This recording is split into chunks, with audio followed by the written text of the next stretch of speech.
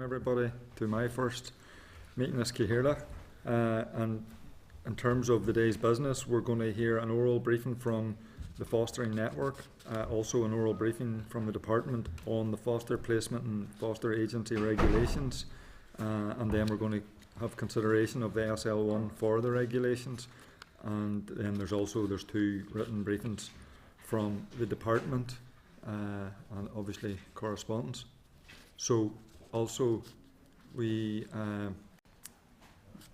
had the effective training this morning, and John mentioned to me he had watched the video of one of the sessions of the Health Committee previously, and I know he pointed this out to the members, but he did say that on that particular day it was a case of 60% members talking and 40% officials talking, so he's encouraging me to swing the whip in terms of whenever we have officials or ministers or whoever, that it's important to remember that our role is to scrutinise and ask them questions as opposed to giving our own considerations. Okay, so we're just going to move then into public session and begin the meeting. Okay, so just to advise everybody, the meeting will be recorded and broadcast throughout Parliament buildings and also online. Can I just advise everybody in the public gallery that they are welcome to use mobile devices, must be in airplane mode, and all devices must be muted. You can connect to the Assembly Wi-Fi. Password details are available on the gallery rules. It's not permitted to take photographs or record any of the meeting. So just to let you know, we've received apologies from Colin McGrath, and just also we have Diane and Nuala who are joining the meeting remotely. Are members aware of any other apologies? None? Okay, so just I suppose to acknowledge this is my first meeting since taking up the role of Health Committee Chair. I obviously want to thank my colleague and previous Chair Liz Kimmins for the sterling work that she did as Chair of the Health Committee, and obviously I'd like to wish her well in her new role, and I'm sure the committee would be happy enough to send a wee note to Liz just to wish her well in her new role on behalf of the committee. Everybody's content with that? Thank you. Okay, I'm just going to ask Danny before I ask Danny, just to let you know that myself and Danny met with the Minister briefly on Tuesday morning. It was a quick introductory meeting where we just had a brief chat and covered all of the areas, I suppose, that you would have expected us to cover, but we didn't get into any particular detail, and there certainly was no decisions taken. So I just want to let you know that happened. I'm now going to ask Danny to comment on the visit to Foyle Hospice yesterday. Certainly, really good visit. Myself and Alan Robinson and Keith were at Foyle Hospital for a couple of hours yesterday afternoon. We were welcomed very much by the staff there, who gave us a really good presentation. Most of the same issues as part of the inquiry. Growing complexity of conditions with people, ageing population. So they are seeing a lot more complex cases, and obviously the issue of funding being very big and at the front of the mind of this. So very, very useful, and they will be given evidence to the inquiry at a later stage. Thank you very much, Danny. Can I just thank the Foyle Hospice for hosting the staff, and apologise for myself not being able to get there. So item number 3 then is draft minutes. Can I refer everybody to the draft minutes of the meeting on 30th of January and ask everybody content to agree the minutes? Content? Thank you. There are no matters arising? None? Okay. So we're just moving swiftly on then to item 5. So Foster Network, and we're going to receive an oral briefing on the Foster Placement and Fostering Agency Regulations NI 2025. So can I refer members to tab 5 in your pack, page 14. This includes a clerk memo, and SL1 is at page 16. And can I welcome Kathleen Toner, who's the Director of Engagement Fostering Network here in the North, and also Avery Bowser, who's the Fostering Manager at Action for Children, and board member of the British Association of Social Workers. So you are both very welcome to the committee. So we've allocated 40 minutes for this session, and just to let you know that it's going to be covered by Hansard. So I'm going to hand over to yourselves to give us a brief presentation. Thank you very much. Nice to see you all again. So thank you, Chair. And as you say, I'm Kathleen Toner, and I'm Director for Engagement and Influence across the UK for the Fostering Network, but with responsibility for Northern Ireland. And I've been in this role for 13 years. The Foster Network, for those of you who don't know, is the leading charity and membership organisation for foster carers. And in Northern Ireland, we have 100% membership of all approved foster carers and approved kinship carers and all approved services, and the 5 health and social care trusts. And our belief is that foster care transforms lives, children's lives, and our work centres on supporting foster carers, developing best practice, and advocating for stable, nurturing family environments for foster children. My comments today are based on feedback from our members. Given the tight timescales for scrutiny, I don't have a foster carer accompanying me today, but I'd like to offer the committee an opportunity to engage directly with foster carers should your time frame and your timetable permit. We'd be more than happy to facilitate any discussions to aid your deliberations if you would find that useful or helpful. So you will all know that the current fostering regulations have been in place since 1996, following the introduction of the Children Northern Ireland Order in 1995. And the Fostering Network has been advocating for a review and update of these regulations since 2012. In fact, when I joined the organisation in January 2013, my very first piece of work was working with the RQIA, who had been commissioned by the department to undertake a review of foster care, which led to the first iteration of the draft regulations. And from that review, those regulations were developed and consulted on, but they remain draft, as you will be aware, until now. Then in 2022, some years later, we conducted another consultation on what were then the revised draft regulations, and this involved online sessions, surveys and workshop with over 60 foster carers, kinship foster carers, and some of our fostering services members as well. And it was a robust consultation at the time, and we submitted a very robust response, and we've been very pleased to see that significant amount of the commentary that we made at that point is reflected in the draft regulations that you have before you today. For those of you who were here in October, I was here last 4 months ago to speak about the current challenges faced by foster carers in the context of the review of the children's services, where in answer to the question, I think, by Diane, what can we do to improve things quickly? I said, take forward the regulations. So we're really pleased to note that many of our comments and proposals put forward have been reflected in the schedule today. And I just want to note that we feel this is a really important day for foster care in the North, as we see a very substantial shift in the framework for foster care, which clearly now hopefully outlines what foster carers and the children and young people they care for can expect. However, there are, as you would imagine, some general comments I'd want to raise as well. The state of foster care in Northern Ireland remains very challenging. We still have the highest number of children in care, and foster carers continue to leave the sector due to a range of factors. And one substantial issue contributing to this is the level of foster care allowances and fees. And while these are not directly addressed in the regulations, they do impact the context in which these regulations will be implemented and which they will land with foster carers. However, we look forward to the development of guidance in relation to these regulations, and note that in parallel the Department of Health has been undertaking an exercise with key stakeholders that have resulted in draft fostering standards, which is something we've been calling for a very long time as well. And together these developments will hopefully bring foster care into the 21st century, and we look forward to seeing that impact. The new regulations align broadly with fostering provisions in England, Scotland and Wales, and one issue that we have raised over the years is the absence of primary legislation here for statutory fostering services to be registered with RQIA. And unlike other parts of the UK, trusts here are not subject to regular reviews in foster care. And I hope that as part of the standards process, the Department will undertake a commitment to reviewing statutory fostering services in Northern Ireland, given that the last review of fostering services was 2012-2013. So I would like to see one before the end of the next decade, if that's possible. There are a number of specific comments I want to make in relation to some of the regulations, and I want to caveat this with recognising that we know that regulations cannot cover all eventualities, and some of what I say will be addressed by way of guidance, subsequent guidance and standards moving forward, and the collaborative process that's involved in developing those, which we have been part of, and we've been a key stakeholder along with a range of others, and that has been a very beneficial process, and one that is linked to the therapeutic, the trauma framework, and takes us into a different place than even colleagues outside of Northern Ireland. So very innovative and collaborative approach, which we very much welcome.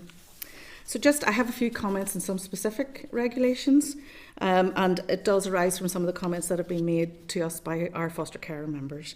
So in terms of Regulation 7, reviews and terminations of approval, when we consulted with foster carers when it was draft, they felt that perhaps an annual review, so foster carers are annually reviewed, and that for some of them they felt that that didn't necessarily reflect the individual circumstances of families, and particularly given the current workforce pressures. And when we consulted this in 2022, we're just emerging from COVID, and there were real challenges about people going out and actually coming into services to do reviews, and they felt that perhaps the existing arrangements were sufficient. That's debatable. It's certainly not something that's being regulated for. However, one of the things that was proposed is that if you're reflecting for individual families, if you have your first review after 1 year, and then you perhaps think about what that might mean if you've got a very stable placement, and there is a need for that to happen, because with the current workforce pressures, we are aware that some of our foster carers are not actually having their annual reviews, and certainly when they are having them, they can be quite delayed. Terminations of approval and appeals process as well. Foster carers are always concerned if their approval is to be terminated, and the lack of an appeal process and access to advocacy during a period where they are perhaps going to have their approval terminated is quite a stressful experience, as you can imagine. The Adoption and Children Bill does include provisions to place fostering panels on statutory footing, but this has yet to be implemented, which is a major concern, and I think Avery will cover some of this in his comments in a bit more detail. In terms of termination of placements, the current wording of Regulation 11 states that a child should be removed immediately from a placement if continuing it would be detrimental to their welfare. And foster carers have raised concerns that this regulation doesn't necessarily reflect the individual nature of fostering families and could result in unnecessary disruption to children's lives if applied in every single circumstance. But we do note elsewhere in the schedule that the regulations align with the policies and procedures for safeguarding and promoting the welfare of children as outlined by the Safeguarding Board for Northern Ireland, and that provides some reassurance, we feel, in this regard. In terms of Regulation 12, short-term placements, we recognise very much that short-term placements in foster care do vary in duration, and sometimes a child is placed on a short-term basis for maybe 3 months, can be there 3 years later. And that's not necessarily a bad thing. Child's well established and secure. However, we hope that fostering agencies have the necessary capacity to meet the needs of these placements as defined by the new regulations. In terms of Regulation 14, placement records, foster carers were very pleased to see that many of the suggestions they came forward with in the consultation have been reflected in these new arrangements, and particularly in relation to foster care agreements. However, some foster carers had hoped that the foster care agreements would also include the responsibilities of the fostering services to them. What we know is that practical, emotional and financial support that foster carers can expect to receive are absolutely crucial to their experience of foster care, and sharing that information is essential. And we believe that this should hopefully be covered in the standards development. One particular issue which did raise a lot of discussion and continues to is Part 4 in Regulation 17, the particular duties of the responsible authority, where this relates to the health of children in foster placements and says the responsible authority should promote the well-being and development of children placed with a foster carer. And then 17.2c says each child should be provided with individual support aids and equipment which the child may require as a result of any particular health needs or disability the child may have.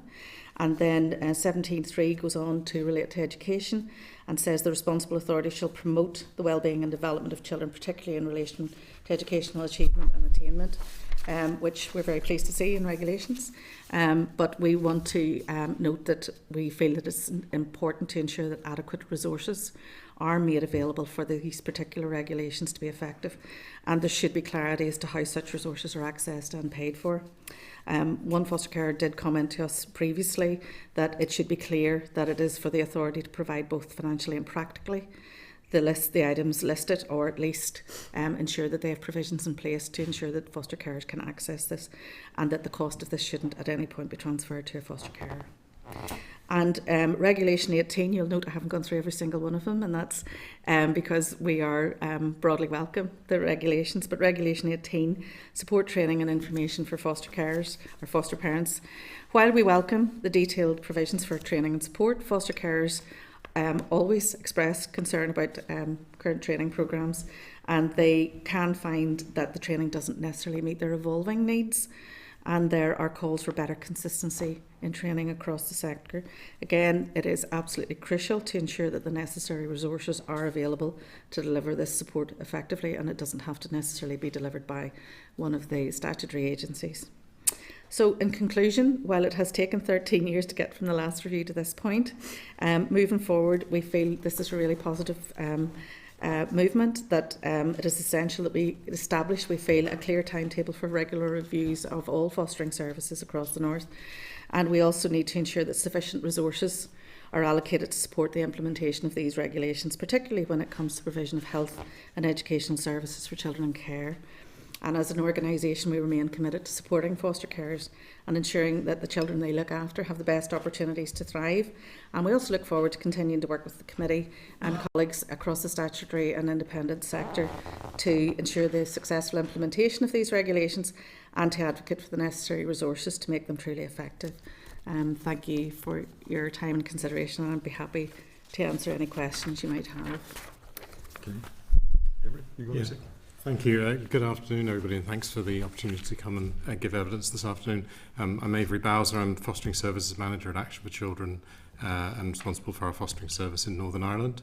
Action for Children is one of the largest children's charities in the UK, and this year we're celebrating 25 years actually of being in Northern Ireland, although our roots are in the 19th century, actually providing homes for children at the start. Our other services include family support, early years, young carers, and homelessness services for young people aged 16 to 21. Speaking to you today as a member of our leadership team, with Kathleen, I'm also a member of the Reimagined Children's Collective and the Reset and Rebalance work stream of the Reform Board. I'm a committee member of PASO Northern Ireland, not a board member, and I've recently joined the voluntary community sector panel of the Joint Forum, which is bringing forward the partnership agreement between the statutory and voluntary sector. Action for Children and other independent providers work closely with Fostering Network. We're actually Fostering Network members, and actually had the opportunity to check in with independent colleagues yesterday because we were working together. As a group, we've considered the regulations regularly over the last decade. We welcome their imminent arrival and the improvement that they'll enable. I'd also like to endorse Kathleen's comments, and I think they're reflective of the independent group as well. And what I wanted to do in the next few minutes was pick out some additional issues for consideration and focus. Having gone through the regulations again at speed in the last 24 hours, I can see areas that might need a little tweaking, but I think a lot of that can be picked up in the guidance and the implementation that kind of flows from this, which is kind of very similar to where we got with the Adoption and Children Act. You know, it needs to be got across the line. We need it out there and done so we can start to really get on with the other work like fostering standards, which I think we all regard as really crucial at this stage. So some thoughts about the implementation. There is implementation work to be done following the making of the regulations. The 4 independent fostering providers, who are all UK organisations, have actually been operating to English regulations and standards for many years. So in many respects, we apologise that this will kind of regularise what we're already doing. There is a big challenge for our colleagues in the trusts with this because they haven't been operating to this kind of framework. And we all know the pressure there and under that's been well rehearsed at committee over a number of months.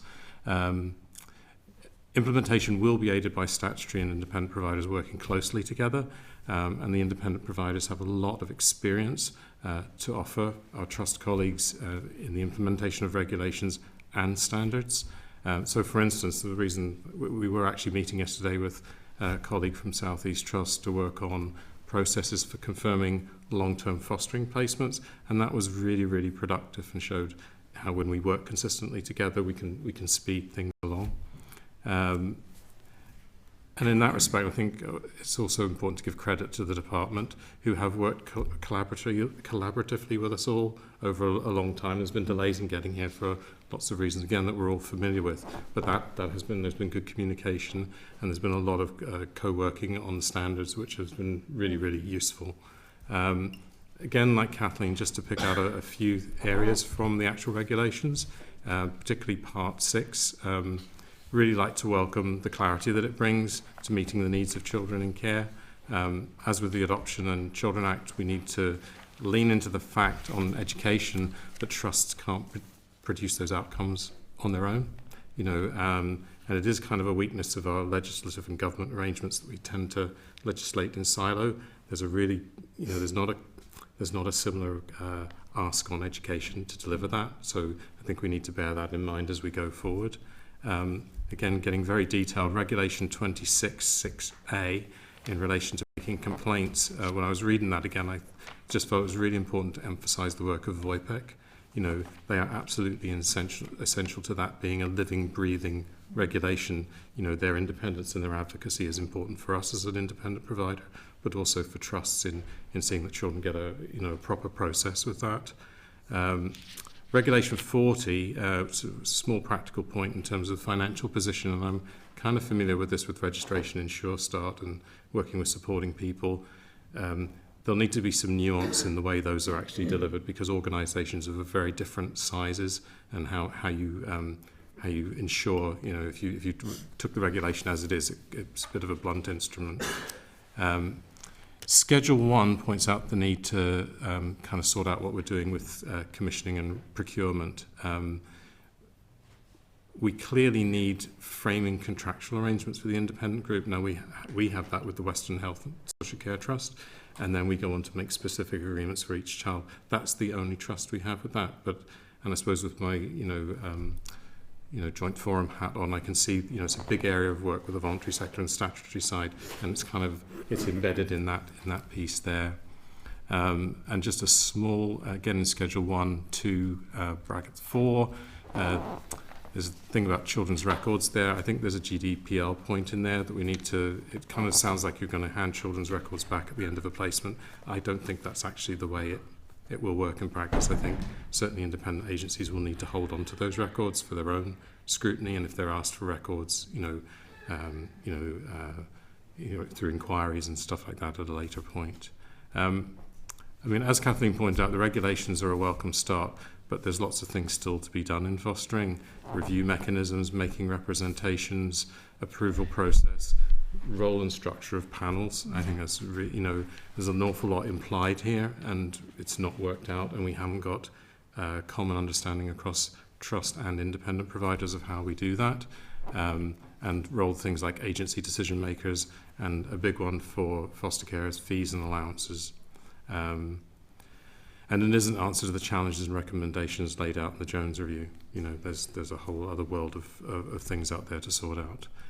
Committee may well want to consider how it tracks the implementation of the regulations and the actions that will flow from it. Some of those I've laid out, and to ensure that things do stay on track and we do see progress. And I think particularly to how the inspection arrangements are going to work out for us as independent providers. But as Kathleen rightly said, are we moving towards a position where all fostering is inspected, and how the standards arrive and are delivered? Thank you. Okay, thank you very much, both of you. That was very detailed and thorough, and much appreciated. I'm just going to dive straight in terms of questions. So I obviously wasn't here when you were here in October, so I may be touching on stuff but you've welcomed the regulation, and you've said it's long overdue. Can I just ask, in terms of current timeframes for being a foster parent from application to potentially becoming a foster parent, and how big or otherwise is the waiting list? And in terms of the impact of this regulation, how positive is that going to be on those two factors? I think it's not completely clear. I think if you ask each individual agency, it'll be slightly different. So you'll appreciate that an assessment process from someone lifting up the phone to make an initial inquiry through to actually going to panel for approval can take, in some ways, as long as it takes. And I'm not giving you a bad answer, but there's a lot of, as you'll see from the regulations, of things that need to be taken into consideration. Information gathered, you need to deal with other agencies to gather the appropriate information. I don't think what's in the regulations currently is a million miles away from what's actually gathered already. So I don't think that there's anything that's hugely additionally onerous.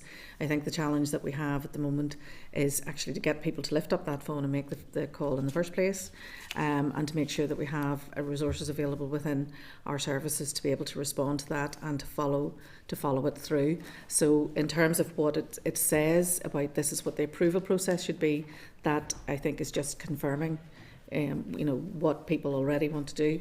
But as fostering manager who does this every day, you might want to comment on that as well. Yeah, and there may be a difference between the experience of the independence and the experience of trust in this regard. I mean, for me, if finding people who want to foster and having inquiries is, if we get them, we run with them very quickly. But again, I think, more speed, less haste. 6 months is a good, from beginning to end, from somebody picking up the phone, taking them through preparation, taking through them assessment, and then working through a panel process and a decision at the end of the day.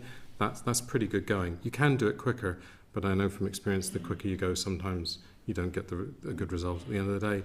And then sometimes you can go longer, and that's very dependent on individual circumstances and how much work needs to be done, or things change in the middle. But I think that might be a question to trust colleagues as well, in terms of what their capacity is currently. I suspect our capacity in the independent sector is different, and we're able to move at a greater speed in that respect. The other thing to note is that there are 4,000 children who are looked after now here, and 80% of those are looked after by foster carers, so that number has continued to increase. And what we know is that in the last few years that the number of foster carers coming into the system is perhaps outweighed by the numbers who are leaving, and that is a real challenge and continues to be a real challenge. I'm really hopeful that this framework and the framework that's aligned to this with the standards will actually answer some of the challenges and some of the concerns that foster carers have been raising for the last number of years around support, around when they encounter difficulties, who do they go to, what is their recourse, and that there is a much clearer framework. And I think that robust framework is actually something that can be included in the promotion of fostering to potential new recruits and people perhaps coming forward, and maybe even people who have been foster carers in the past and want to perhaps come back in. Because one of the things we also know is that it's not something, some people do it for a lifetime, and we have foster carers who've been fostering 30, 40 years, but we also have people who do it at particular points in their lives, so they might have a 5-year window where, they haven't any kids of their own, or alternatively, decide to take some time out. And so people can come in and out of fostering, and it might attract some additional people back now that we can say, we now have a regulatory framework, we are now developing standards, this is what your expectations can be, and I think that's a really positive move. And also in terms of work that's about to start, I mean, just in the last week we've got invites to a task and finish group on basically creating a Northern Ireland fostering assessment. We all tend to use what was BAF, the British Association of Adoption and Fostering, Form F as it's known if you're in the trade.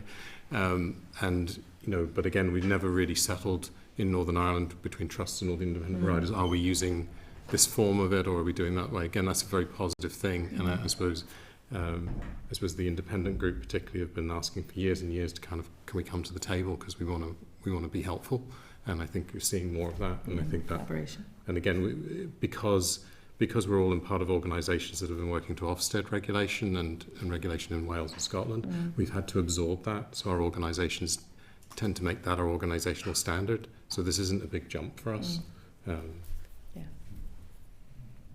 I think in terms of some of the issues you mentioned, I took a note of it, part 4, clause 17, but it was in relation to support. So, I mean, it's outlining that all children should receive individual support, aids, equipment, assessments, etc.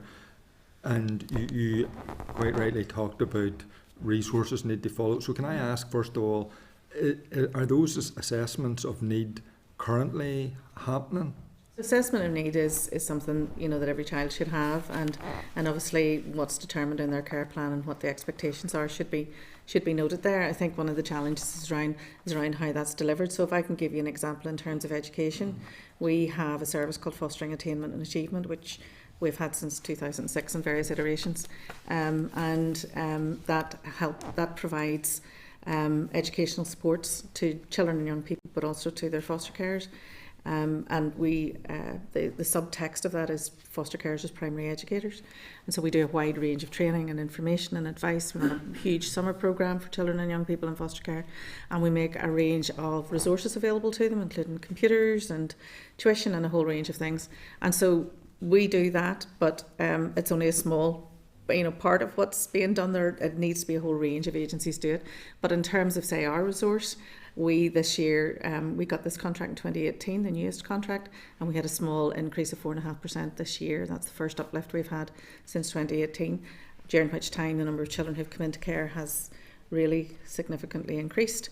And so we're doing more with less. And I think that, you know, meeting those needs, and if we're not a statutory agency, so we're not charged with ensuring that every single need of every single child is met.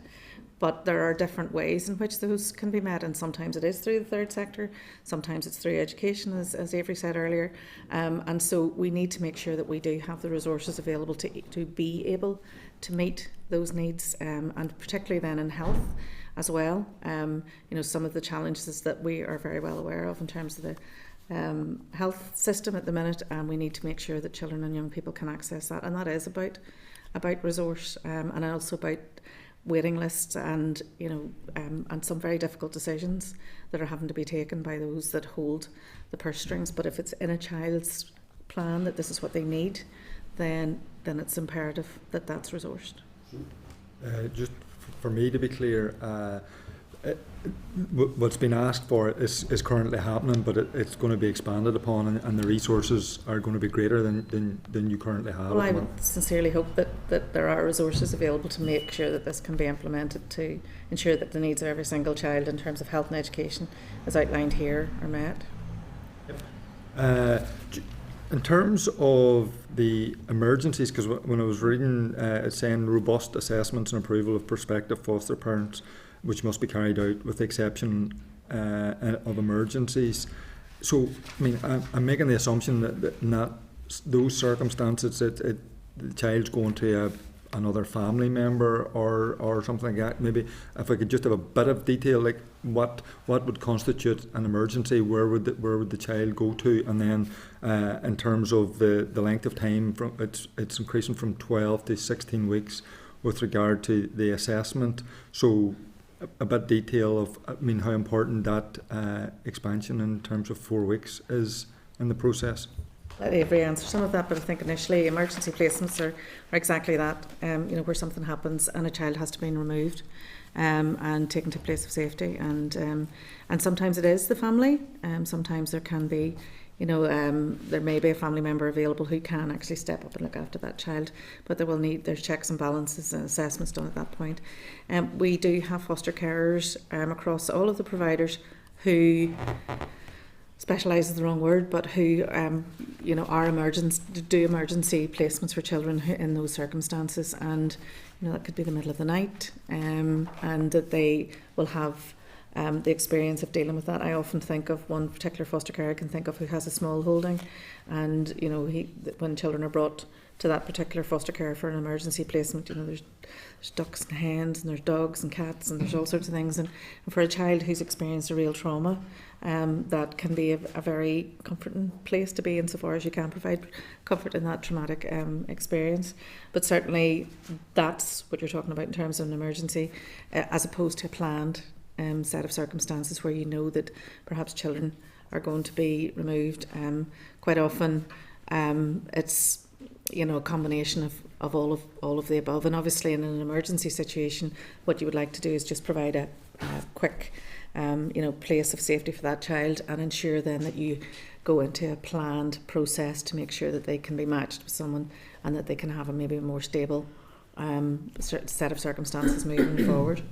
Thank you. That's nice and clear. Last question for me, and it's probably one more so for the department, who I will ask. But RQIA, any issues, concerns? I mean, obviously, resources, I mean, will be a key issue. But from your side, have you any concerns or issues in terms of maybe their lack of resources or their ability to do the work? I think that's obviously, it's a new area of work, and it's something that is really important. I think for us, there's an opportunity for real learning, and you know, in terms of taking this forward, I think that it's certainly something we would really very much welcome. And some years ago now, I have to say, but we actually met with our QIA probably about 9 years ago, and we talked through with them, because at that point it was still mooted that the regulations would be passed, and we explored some of the concerns in terms of their capacity. But I mean, my understanding is that that's their resources being enhanced, but also during the standards process, the development of the standards. I think RQIA were involved in the development, was, as I say, a range of stakeholders. So some of those relationships have already started to develop and evolve, but also, as Avery said, the independent agencies provide a range of different services, particularly Action for Children and Bernardos, and would very frequently, I think, have good relationships with RQIA as well. Mm-hmm. Mm-hmm. Okay. Yeah, I'm expecting a very different regime, and I certainly wouldn't have welcomed an Ofsted regime, you know, which I think is very punitive, and certainly the conversations were very constructive, and certainly my experience of RQI inspection is it's pretty constructive, and you know, there's dialogue, and it's designed to be helpful as opposed to kind of some simple rating scale. Yeah. Could I just come back to your emergency, because I think there's two kind of ideas here, and actually you had Colin McCafferty and Maura Dargan here before Christmas, I think, and they were asked a bit about that, and I think that's about, you know, particularly kinship, and you know, so there are processes for that. What's in here is also around if we have we have experience of this. So you have a carer who is registered, you know, is registered and approved, but you're proposing to put a child in who doesn't match their approval. And it's very clear about the arrangements for that. And we have, again, this thing, I've always worked to those standards because those are English standards. So as a manager, I have 6 days grace, and then we have there's certain things we to do. So it's actually, this is good stuff for foster carers in terms of actually providing some protections and some expectations that, you know, the fostering provider and the placing authority are actually going to do assessment, you know, and not just leave it hanging because the child's there and everything's okay. Thank you. I'm just going to bring in other members now. Nuala? Hello, can you hear me okay? Yep. Yeah. Right, thank you, Kathleen and Avery, and I'm sorry that I'm not there with you in person. I have a few questions and I'll jump to them here.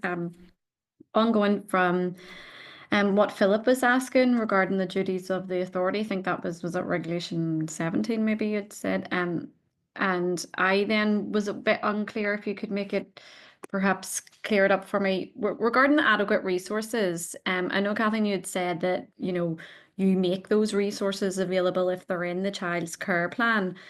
Is that, and I know you're not a statutory service, but are those resources just you're doing it through your own fundraising, or is that actually provided by the trust, whichever trust you're under or that child is under, so that their plan could be made? If it's an educational issue within their care plan, is that provided for by the Department of Education? Is that who's currently meeting those requirements, or is it and is it not enough? So in relation to the service that we have, Nuala, it is, I mean, it's about 1.5 million a year. So in comparison to the education budget, you'll appreciate it's a complete drop in the ocean. But it actually, I think, it was a project that came about as a result of a policy in 2006 called Care Matters, and that had resources attached to it, and it developed this service which was addressing foster carers as primary educators, recognising their role as taking kids to school, doing homeworks, talking to teachers, going to parent-teacher meetings, and that was delivered through the third sector and ourselves as a membership organisation, because we would have the contact with foster carers. So it's Northern Ireland wide, covers the whole of the region. It is funded. We are commissioned by the Department of Health to deliver that on their behalf, and we have obviously a contract to deliver that, and it's one area of, I suppose, additional resource, and it's not necessarily just about formal education. So obviously school covers formal education, and what we can do is we can add value through that service. So things like one-to-one tuition in foster care at home for a child. We do about 500 different types of so children a year, and when you think there's 4,000 children in foster or in care, 80% are in foster care, and not all of them are at school. So that's quite a significant resource that we're able to add. The thing is once we come to the end of our resource, and we do work closely with trusts in terms of approval around that, so we don't just randomly decide what we're going to deliver. We have mechanisms through the personal education plan. We liaise with the trust's social workers in terms of is this appropriate and does it fit? So we wouldn't have access to the child's care plan, so we wouldn't, for example, put something in place for a child with special educational needs that sits out with what has been agreed for them. So we don't make those decisions in isolation, Nuala. We very much work in partnership with the statutory services, and I suppose ultimately that responsibility doesn't rest with us, but that is one mechanism that over the years has evolved to be able to add value outside of the formal education system. There's organisations like Extern and VOIPIC that's been mentioned already, a whole range of organisations who deliver some other kinds of services along those lines. I suppose the thing is that they're all finite resources, and ultimately the responsibility does rest with the authority and not with us to provide those. Yeah, thank you. That is helpful. And then if a foster family does have a child in their care, and under their care plan, it has been noticed that they need a bit of extra support in terms of mental health support, and the foster family, and we have come across this as really kind of advocating for that. Whose responsibility is it? Do they just, are you finding within your networks that they're just coming under the same CAMS system, or are you able to provide a service to those children who the foster families are really advocating for them to get the mental health support? It is an area that we are coming across that probably needs a bit of an increase in help. We don't deliver anything that's mental health related. What we would say is the services that we have, and we have a kinship service as well, which we've just received funding from the National Lottery to roll out over the next 3 years, and that's very much trauma informed, and it's really providing opportunities for kinship carers to come together to have mutual support, and some of what we can do within those services signpost.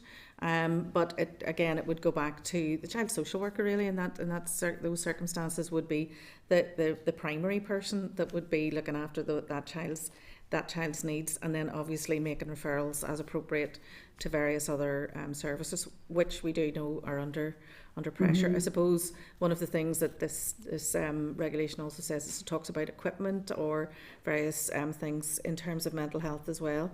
And I suppose there are a whole range of things that each individual child needs, and there is very much an individual approach taken to each child who's removed from their family, and each child will have a care plan. It's about meeting those needs, and then the responsibility that this now places to promote the well-being and development of children in relation to their health, and also what does that look like even in terms of leisure services. So how does say a trust ensure that they're ensuring the well-being of a child who's in foster care in relation to their leisure facilities. So some of what we can do within our service is things like perhaps provide access to leisure centres, but there is something much more broadly about how we work as a society, in parts of other countries, and actually some examples here of leisure centres, that will waive cost, for example, for fostering families, and so and there's there are different sort of collaborative ways, but in terms of the substantive area and the responsibility, that rests with the statutory agency. Yeah, I think there's something here about primary, really fundamental needs as opposed to peripheral needs as well, and things that you might look to a voluntary organisation or a charitable donation to pick up. In terms of, is there enough resource in the system? Well, you've already heard in Health Committee a number of times that there's not enough resource which your question implies about CAMS, we all know the problems. Yes, there is and there isn't a bespoke CAMS or therapeutic support services in the trusts. Are they enough? No. Are the services enough for children with very complex needs, whether they're in care or whether they're at home with birth families? No. Are the services joined up enough in terms of psychological, learning disability, educational supports? No. So those things are compounded then for children who are in care because they lack parental, those parental relationships. One of the things we certainly do in our service, and we probably specialise in long-term fostering, is to create that sense of family and that connection, and that there's somebody in your corner. Something we all do, I think, as independents. Yeah, we do put probably additional monies, whether it's through voluntary income for us, we have supplemented at points. I think we've all got internal kind of therapeutic arrangements of different, like involving buying in psychology time, those kinds of things. And sometimes that is trying to make up for the deficit that's out there in the system. If underlying your question is, does this, does Regulation 17 have a resource implication? Yeah, of course it does. Is it cost neutral? No. Is it really good? Yes, because it really sets out very clearly what some of the expectations are, and that's good from a children's rights perspective, and that's good from the point of view of all of us kind of tracking it and saying, are we doing what we should for the most vulnerable children in society? Thank you very much. That is helpful for me. And my final question is around the annual review. I think you had stated, Kathleen in particular, that the foster carers had said the annual review didn't reflect circumstances. And I just wonder if you could be a bit more specific to help my understanding of the kind of concerns or even welcoming that particular regulation around annual reviews. If you could expand a wee bit on that, please. I think that annual reviews are, basically, I suppose if you equate it to ourselves, it might be, your end of year appraisal almost. But during that year, there are regular monthly visits from social workers, and at the end of the year, there's an opportunity to review, both from the foster carers' perspective, how things have gone, and the agencies.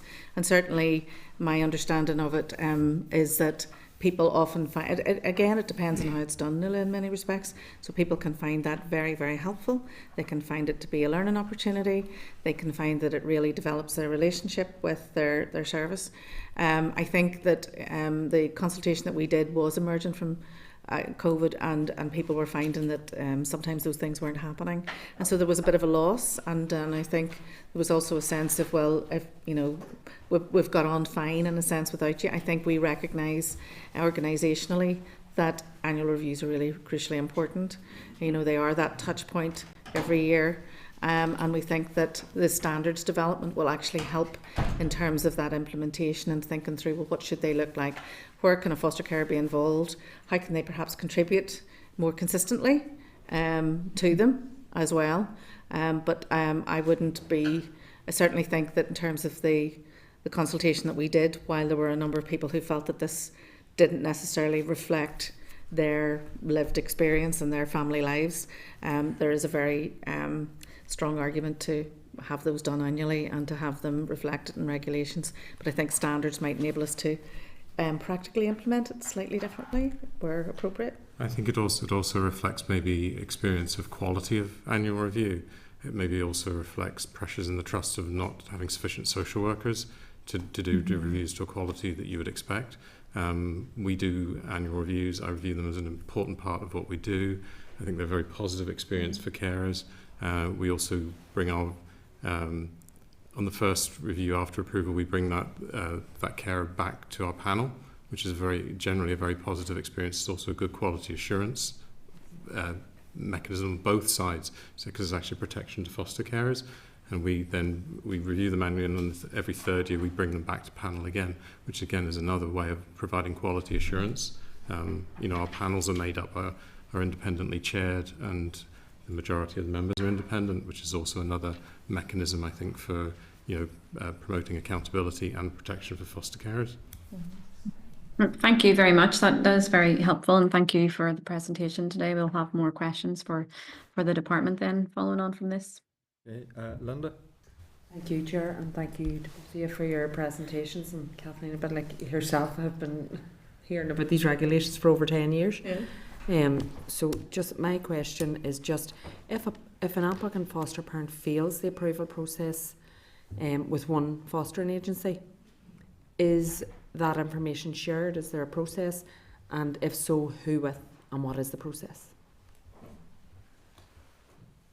Would say I'll good. let you take that. Simple answer, yes, and it should be. So, you know, and the regulations spell that out, which is useful. I mean, we've always had that kind of anyway here.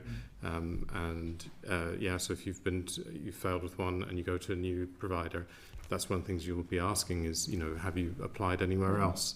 And checking that out with them, which again goes back to record retention as well, and holding even inquiries for a good period of time, you know, so that you know if people have been to other agencies. I mean, certainly, I wouldn't expect we'd have difficulties locally, but certainly, like I've had folk come to us who've maybe fostered in England or been through an approval process, and you try to get information, and you get, because it's can be a bit more Wild West there at times in terms of the number of agencies, you know, you can't get them to provide you with the information, which isn't really good enough.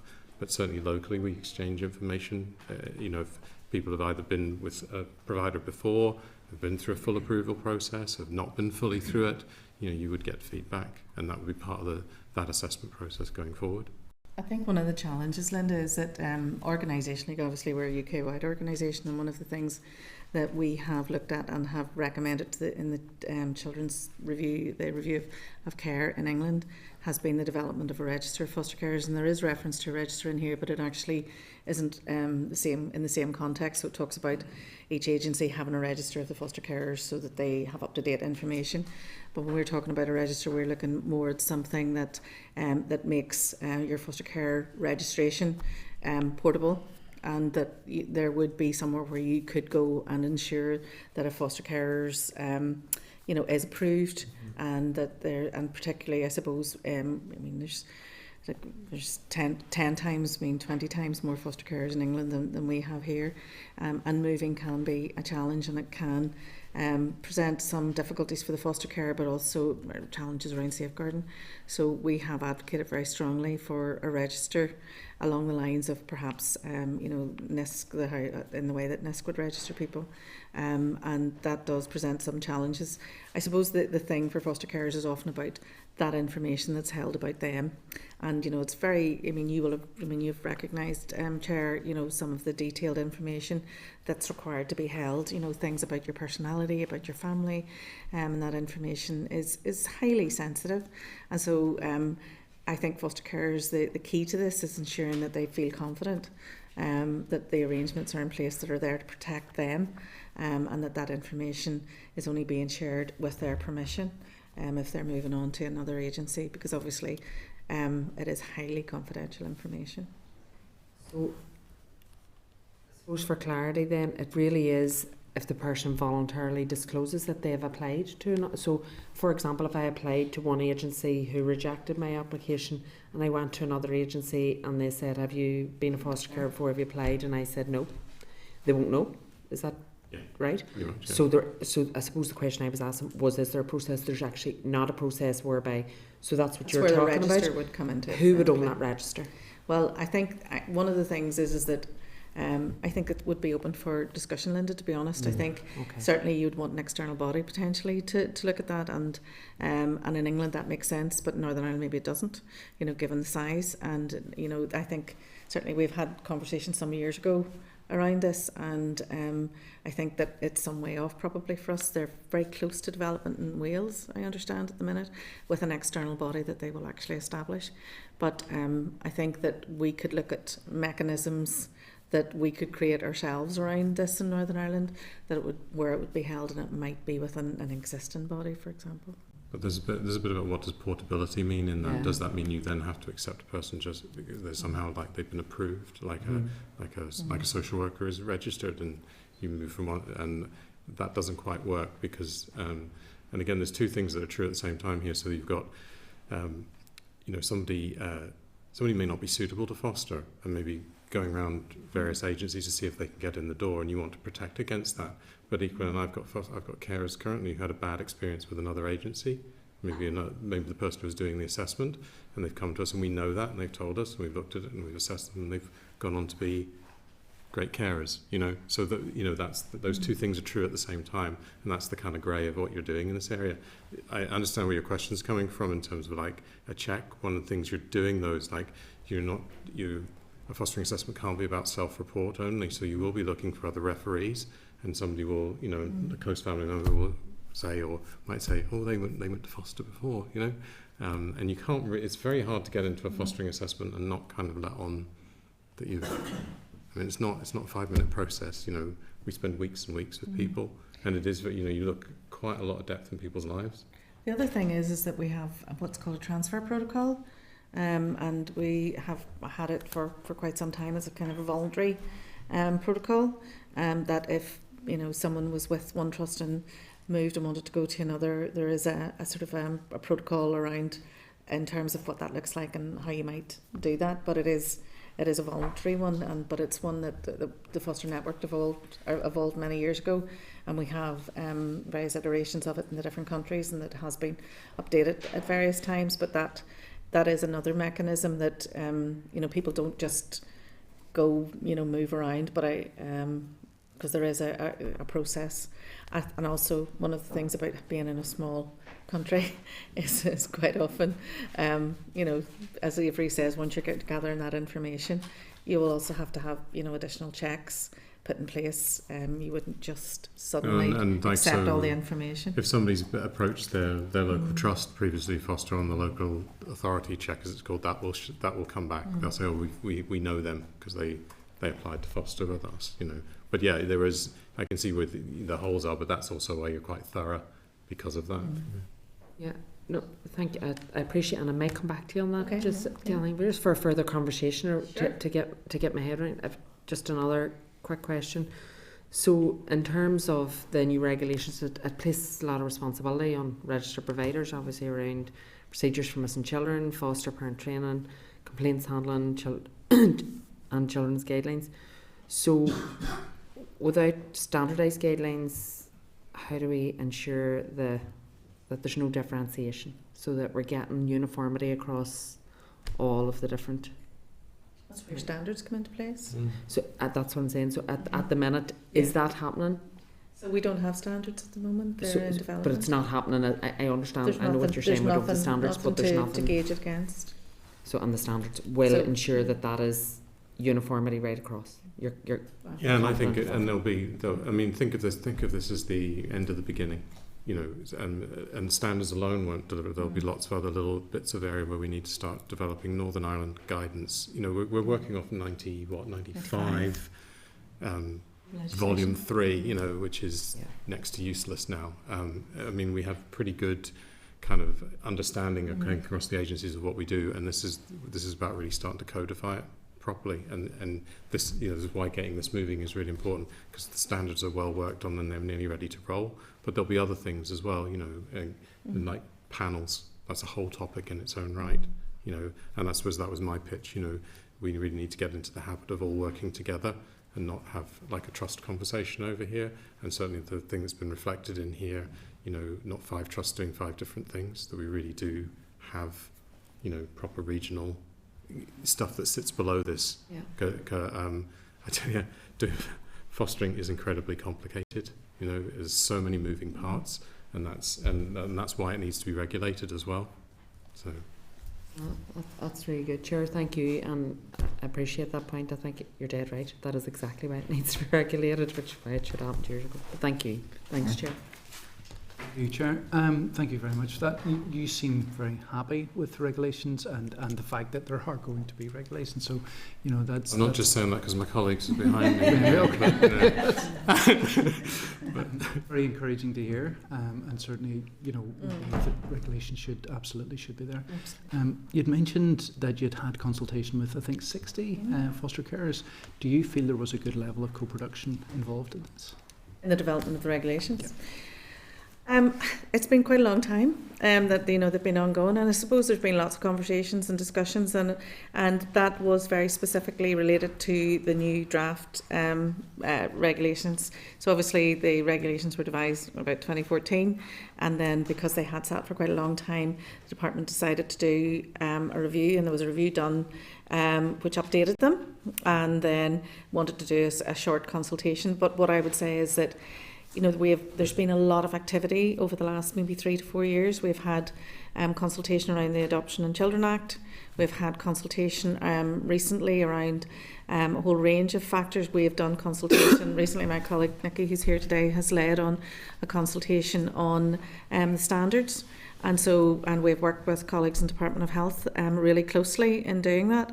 And so whenever we do consultation, quite often the department officials will come with us, and they will outline the information.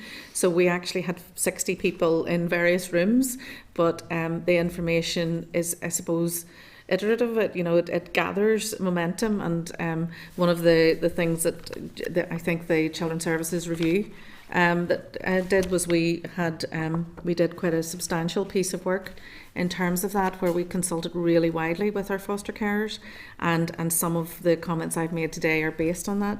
So part of what our role as a charity and a membership organisation is to try and reflect and amplify the views of foster carers, and at the same time work with our colleagues in the Department of Health and within the trusts, and try and share those trends, those general comments that people have, and try and make sure that there are mechanisms for foster carers to have their voice heard.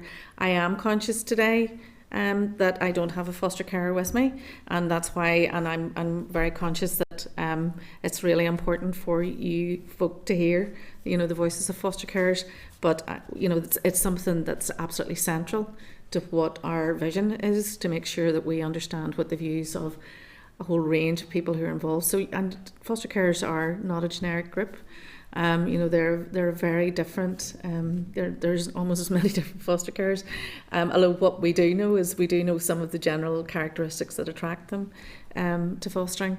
But certainly I feel that, I think over the last 4 to 5 years as well in particular, and I think maybe post-COVID, there has been a real move to be more collaborative, to make sure that we're hearing the voices of both children with lived experience and also foster carers, and organisations like ourselves have a role in trying to pull that together and make sure we're pushing it out to the right places. Thank you for that. Was there anything that came up through those consultations that didn't make it in? Is there anything, any omissions that you would like to highlight specifically? I think there's probably been things added in, and I think I did say in my introductory comments, I was just going back through our consultation response, and actually of all the consultation responses we've done in recent years, it is, I think I used the term robust, and it was a very robust consultation, and it was a very robust report that we submitted, and I think quite a lot of the things that we highlighted have been picked up and included in the new draft, which is always heartening to see. Oh, absolutely. Your voices absolutely need to be heard on this, the voices of lived experience. Absolutely. The other thing I wanted to ask you about was the concerning rates of retention. You'd mentioned just how many are we losing. I think you'd said at one point we're losing more foster carers than are actually coming into the system. I know I brought this to committee last time, and I was going to bring my notes with me, and I didn't do that, so forgive me, I can't remember the numbers. And it's only really in the last couple of years that we've started to actually gather that information, and again, that's where a register would actually come into its own, because we would know what those attrition rates are. And certainly if you look at Ofsted, and I appreciate what Avery's saying, because they tend to be very data oriented, but we can go on and see immediately, how many foster carers have left the system. But I think the year before last there were something like 400 foster carers who had been fostering the previous year, who weren't fostering at the end of that year. And I think one of the final comments I made at the last committee was that if I came back again in a year's time and we had something similar, then that's a real challenge. I think that retention is as important as recruitment. Once you have people who are fostering, that's a huge commitment. You will appreciate, having looked at the assessment process and all of the elements. This is a very substantial set of regulations. It's almost as big as a a primary piece of legislation, and this is to put a framework in place for foster carers. And so there's an awful lot involved, and I think there is something around ensuring that we have that framework and that it hopefully will give some structure to foster carers, fostering services going forward. Do you think that's a driving factor in those retention or those lack of retention rates? I do think that there's a whole reason, lots of reasons why people don't remain. I mean, we're just about next week, and I will send it to the clerk to share with you, to publish our State of the Nation survey, which covers all 4 countries, and I think I gave some advance notice of it last time and said it makes for quite difficult reading. Some of the reasons why people leave are because they don't feel valued and because they don't feel they're part of the team around the child, and that can be because of resources, staffing resources, people able to support them when they need support, and when you're looking after children in a complex environment, then if you don't feel you have that support, then sometimes people just leave. What we do know is that people don't leave, when one wee thing goes wrong. It tends to take a period of time, and I think that emerging from COVID has been challenging for lots of people as well. And what we know, there are more and more children who are presenting with perhaps more complex needs, and because we have fewer and fewer foster carers and placement options, sometimes there are more children placed with those foster carers, and that can be a challenge as well. So it's as complex about why people leave as it is about why they join in many respects. But certainly one of the primary reasons is because people don't necessarily feel valued in their role, and remuneration is a factor as well. Yeah, and I would say I think matching is very important, and again, I don't think collectively as the 5 trusts and the 4 providers, we've really got together to look at how we can match better and more quickly and use the collective resource collectively, as opposed to very kind of hit and miss kind of way of doing things. I mean, it's an unavoidable reality, the role of the fostering social worker or supervising social worker is really important, and it's the same as children's social work. High caseloads lead to poor support. So, I mean, we have a very good retention level, but I have staff who have very low caseloads, so they're able to give very intensive support, and that's a really, really key factor. And it goes back to, again, those services we were talking about in Regulation 17. When those are being delivered and your child is getting the support services they need, that is obviously going to have an impact. And then the broader thing, which is, there's huge variation in fees and allowances, and are we keeping pace with GB and all those kind of things, and the cost of living has certainly played a factor. I know in English statistics, people just simply cannot afford to foster, so yeah, it's a complex mix. It does strike me that you have people who are really well intentioned that really want to do it, and then have done it for a while and have maybe put up with the situation, and as you say, then find themselves unable to continue to do it, which and I think we often focus on and that's absolutely where we need to focus our energies. But as part of the consultation around the standards, we had a number of people there who were just new. We had a number of people who took part who had been fostering for 35 years and who rehearsed a lot of the challenges. And I mean, that's why I'm thinking that if you were to meet them, you'd certainly hear directly from them what some of the challenges are. But one of the very final questions we asked them was, so why do you continue to foster? And will you continue to foster? And without exception, every single one of them said because they actually love it, and it's a lifestyle in a sense. It's something that people do that they really get a lot from, and they stick with it. And I suppose that's not okay. It's not okay that people just stick with it through thick or thin. It's important that they do that, but I think that some of these provisions will enable us to maybe give them a better quality experience, and so that when people hit a wall, that we can actually keep them on board. Thank you. Orlia? Yes, thanks very much, Chair. I just wanted to ask, following on from Linda's question in terms of how the new regulations and measures can be rolled out consistently, because I know there's already issues, as you pointed out, on a trust by trust basis, and then in terms of the registered providers. Mm-hmm. But so in terms of how you're going to measure the success of these new regulations, Do you have any sort of opinions or thoughts around that? And I'm actually thinking about how you would involve feedback from some of the children and young people themselves. So I know you had mentioned that there's already been a lot of consultation carried out, which has been brilliant because it's fed into all of this. But in terms of then how the new regulations are actually rolled out, you know, in real terms, and what that means to the families, the foster parents and the kids. Do you have any plans to, you know, do any further consultation or online questionnaires, or have you had any thoughts around that process? It will take a little bit of time. Obviously, there's an implementation period for the independent foster providers to become registered, etc. And obviously, the standards then will be inspected by RQA, and they will have a process around which they will establish metrics and will, you know, inspect against those, really. Yeah. And I think that we haven't, and colleagues in the department might be able to answer this more fully than I after we finish. But I think that certainly in terms of the standards, some of the questions that have been asked is how do we make sure this is happening, and how do we make sure that there is some kind of a process where people can feed in to that. I mean, one of the things it does say here is one of the regulations is that, you know, foster carers can be invited perhaps to speak to RQIA as part of the inspection process, you know, so that's certainly available. I think as an organisation, we are so delighted to see the introduction of regulations. It's not something, when I think about my colleagues elsewhere, do they do any kind of consultation or discussion around, well, what do the regulations currently mean for you? And it just becomes part of that framework. So therefore, it'll be where there are pinch points, I think, earlier. Yes. You know, and it will be where we will be hearing through our advice service, for example.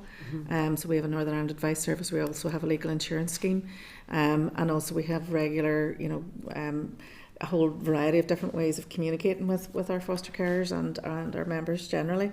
And so what we'll see are patterns emerging. Yes. And, you know, so it's like any kind of policy development or policy implementation. Once you start to see, you know, if over a period of the next 6 months we get lots of calls saying, well, after the regs are implemented, that, oh my goodness, this has been really challenging, then that will give us an indication of maybe there's something not quite right here. And I chair the Independent Foster and Providers Forum, so as I say, the independents, the trusts and foster carers are all members of ours, so I occupy quite an unusual space, it has to be said.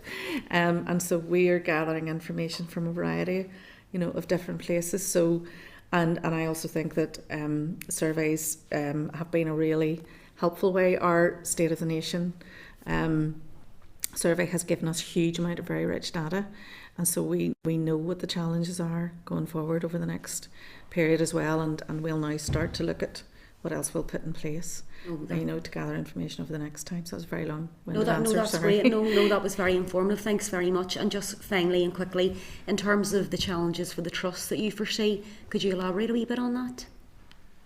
I think in terms of, I mean, I go through this, and when I was reading it again, and I was going, yeah, we do that, and then I've got a couple of points I've written actions, you know, and it's not that we don't do it, it's nobody's asked us to report on it, you know, so it means I've got to put a process in. I think that's going to be, and talking to a trust colleague yesterday, I think they know that. They know they've got a governance issue around it, you know, and that does create a resource issue because people have to do the work. You know, there are extra tasks here, you know, and there are processes that they maybe haven't had embedded in the same way because, you know, this reads like English regs, and I can follow, in my organisation embeds English regs into what it does. That's just, for me, that's just business as normal, you know, so that's a lot easier. That's again where I say I kind of think there's a real opportunity to work together, because and not just me, the other three providers, we kind of look at each other and go, yeah, we know what this is like, we do this, you know. So, you know, I think that would be helpful. And then I think, kind of to Danny's question in a way, you know, if we're all doing the same thing, that is possibly helpful to retention and stuff like that, because then there's a much more common experience, you know, and we're working to the same things. Just to the question you asked, Kathleen, I think, you know, I suppose when again preparing for this, I was thinking, yeah, this is about implementation, not just getting it across the line today. So, and not anticipating the question you want to ask my colleagues, but, you know, what is the review plan? Do you know, what will that look like? You know, and again, my pitch would be, you know, let's do things a bit different than we've done in the past. Let's be very collaborative about that. Let's have everybody who's involved reviewing it, rather than it be a trust exercise or a departmental exercise. Yeah, thanks very much, Avery. Thank you. Yeah.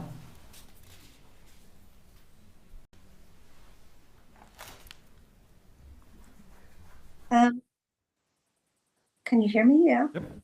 Yeah. Okay. Thank you so much for the presentation. It's really important. If I'm right, Kathleen Avery, these regs have been in the pipeline for many, many years. I suppose 2 questions. One, will the regs be out of date, or will they need updating as soon as they come in light of the emerging challenges for foster parents? And I was talking to Colin McCafferty last week, and he was telling me that in the Southern Trust there are 700 children who are looked after, and that is double the number of children in the last 10 years. And that most of those children, or a high percentage of those children, were there because of either domestic violence or abuse.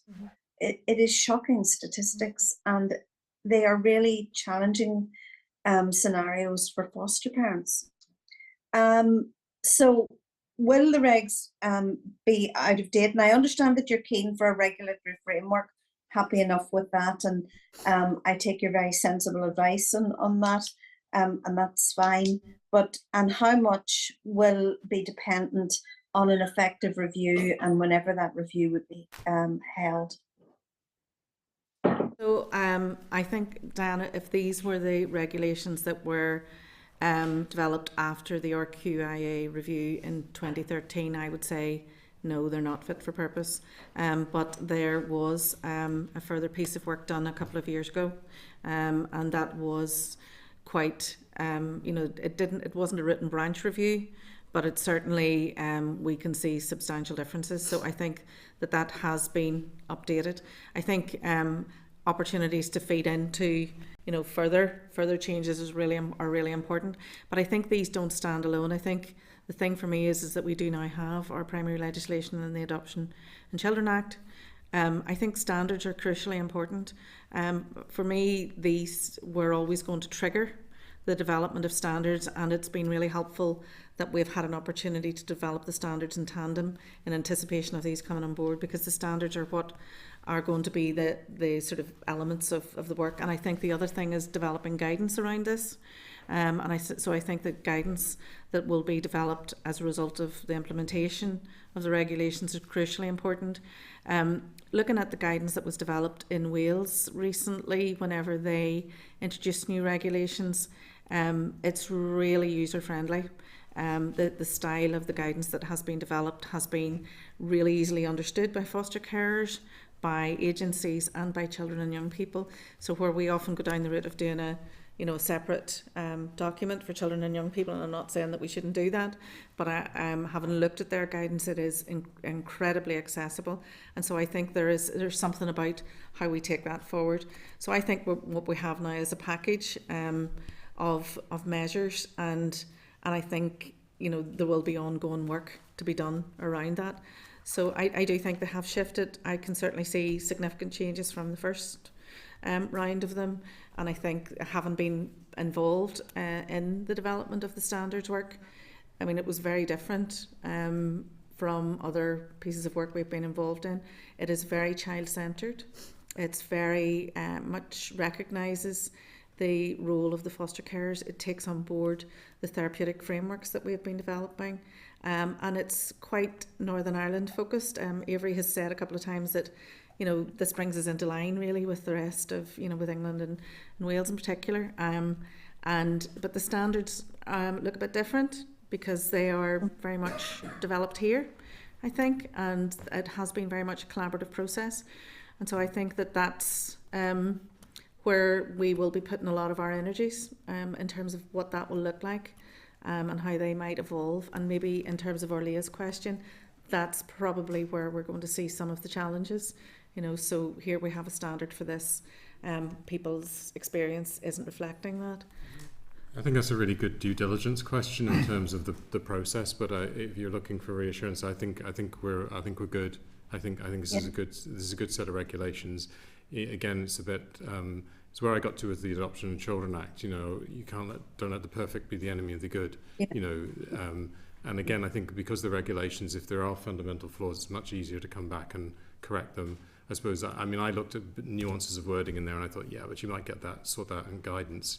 You know, and that's the really critical bit you want to see. You want to see people working together out the other side of this and making, you know, workable day-to-day arrangements. That'll really, you know, take it forward. But without this, there's no enabler, and that we've sort of been this kind of we've been like waiting to land for a very, very long time. You know, so you know, if we can get down, that's good. You know. Will this the regulations and the guidance and the standards, will they be introduced as a package, or will we have regulations followed by question number 1? And question number 2, will this ensure that a looked after child across any of the trusts in Northern Ireland can expect the same standard of care and provision? I think in terms of timetabling, I think probably our officials who are following us can maybe answer that better than us. I'm not totally, I'm not sure I could give you the right answer there, Diane, but I think that... Can I just come in there? Yeah. I just think it's actually important to get these things out together. And of course I will be asking officials the same question, but you know, what's your sense? My sense is that whenever we've looked at these previously, the regulations for us were going to trigger the development of standards. So there would have been a process after that. The standards are already in draft form, you know, so they are there. There's quite a bit of work being done, you know, so we've got draft regulations, you've got draft standards, and you know, so I suppose certainly on the front of the schedule, it indicates that once these have been signed off, that there, you know, there's a 6-month implementation period, and I'm not sure, but I would like to see the standards implemented around the same time so that we have a completely new platform to move forward on. But I don't know the absolute answer in terms of that. But in terms of your second question around will this ensure that the experience of every child here is consistent? I suppose regulations and standards, we still have a lot of other factors at play, and you can never absolutely determine that, but we're in a much better place to ensure that happens once we have that framework in place than we are today, because we have nothing to measure it against. Yeah. I mean, there are things in here that are, if one of the word, duties on all providers, whether they're trust or independent. So there are things that are specific about, obviously, the regulation of independent providers. And as Kathleen said, and our understanding and conversation with the department and RQIA is that the standards apply to everybody. So, you know, so we will be moving to a common framework. And again, my expectation is that they're kind of waiting to see a very final draft, you know, which is about minor corrections, not substantive work. Yeah. Okay, thank you. I'm really interested because I suspect that some of it will also depend on the resources that each individual trust devote to it. And one of the things that I do think that we need to correct in Northern Ireland is the kind of inequality of access that's available across all of the 5 trusts, and not just for children who are fostered, but for children who look for respite or whatever. Yeah. So, but again, we'll leave that to the next session. Thank you. Okay, thank you, Dan. Alan? Oh, thank you, Chair. Just a quick question. The previous session, Kathleen, 419 foster carers were told that had left the system. Do you feel that will be a similar number for 2024? And do you feel that the framework will turn that ship around? And I don't think you'll see an immediate shift. I mean, I think, and I don't think we'll be, you know, as I say, there are a number of reasons why people leave, and there are also a number of reasons why people join. So I don't think you'll see an immediate shift that you can automatically determine this is because of this. But I think we need to take a slightly longer term sort of view on that. But certainly I think that there has been a really concentrated approach, I think. I mean, I did say I've been in this role 13 years. And, you know, there was a flurry of activity around that time when these were developed, and then there was, for a long period of time, there was very little. You know, so I think what we have seen over the last certainly post-pandemic and with the review, children's services, and a lot of work being taken forward, there does feel, there is evidence, you know, that there is a lot of work being done and that people are working together. I suppose the thing that I would say is that none of these things happen without resource and the will and the vision to make it happen. I mentioned the Care Matters that was in 2006, and that was really quite visionary in many respects, that policy document, and it did come attached with resources, and it did make some very substantial changes. It developed the advocacy service and peer mentoring service within VoIPIC. It developed our FAA service. There were a whole range of things within statutory agencies that were funded as a result of that piece of policy work that was done, and it would be naive to say that you know, that if you don't have the resources attached to things that won't happen. I do continue to think, Alan, to be honest, that we need to resolve that issue around remuneration and equity of remuneration for all foster carers. And I think that certainly the fostering work stream is, I'm a member of the fostering work stream, and that's certainly one of the sort of core areas that group's looking at. But I think there's still a number of moving parts that we need to continue to keep a keen eye on as well. Thanks, Kathleen. Okay, happy enough. Okay, thank you very much, Kathleen, Avery. That was very useful. Appreciate you coming for us. Yes, thank you. Thank you. So, members, we're moving then to item number 6, which is a Departmental Health oral briefing on the foster placement and fostering agency regulations, NI. So can I just refer members to our papers, tab 6, page 59 with a clerk's memo, page 62 with a written brief from the department, and table papers there's a copy of the response from the Minister of Justice, from the Minister to the Justice Committee, providing further details on the offences introduced by the regulations, and that's at page 2 of the table pack. So can I just welcome Martina Moore, Director of Family and Children's Policy, and Stephanie Miller, Head of Looked After Children and Adoption Policy Unit. So you're very welcome to the committee.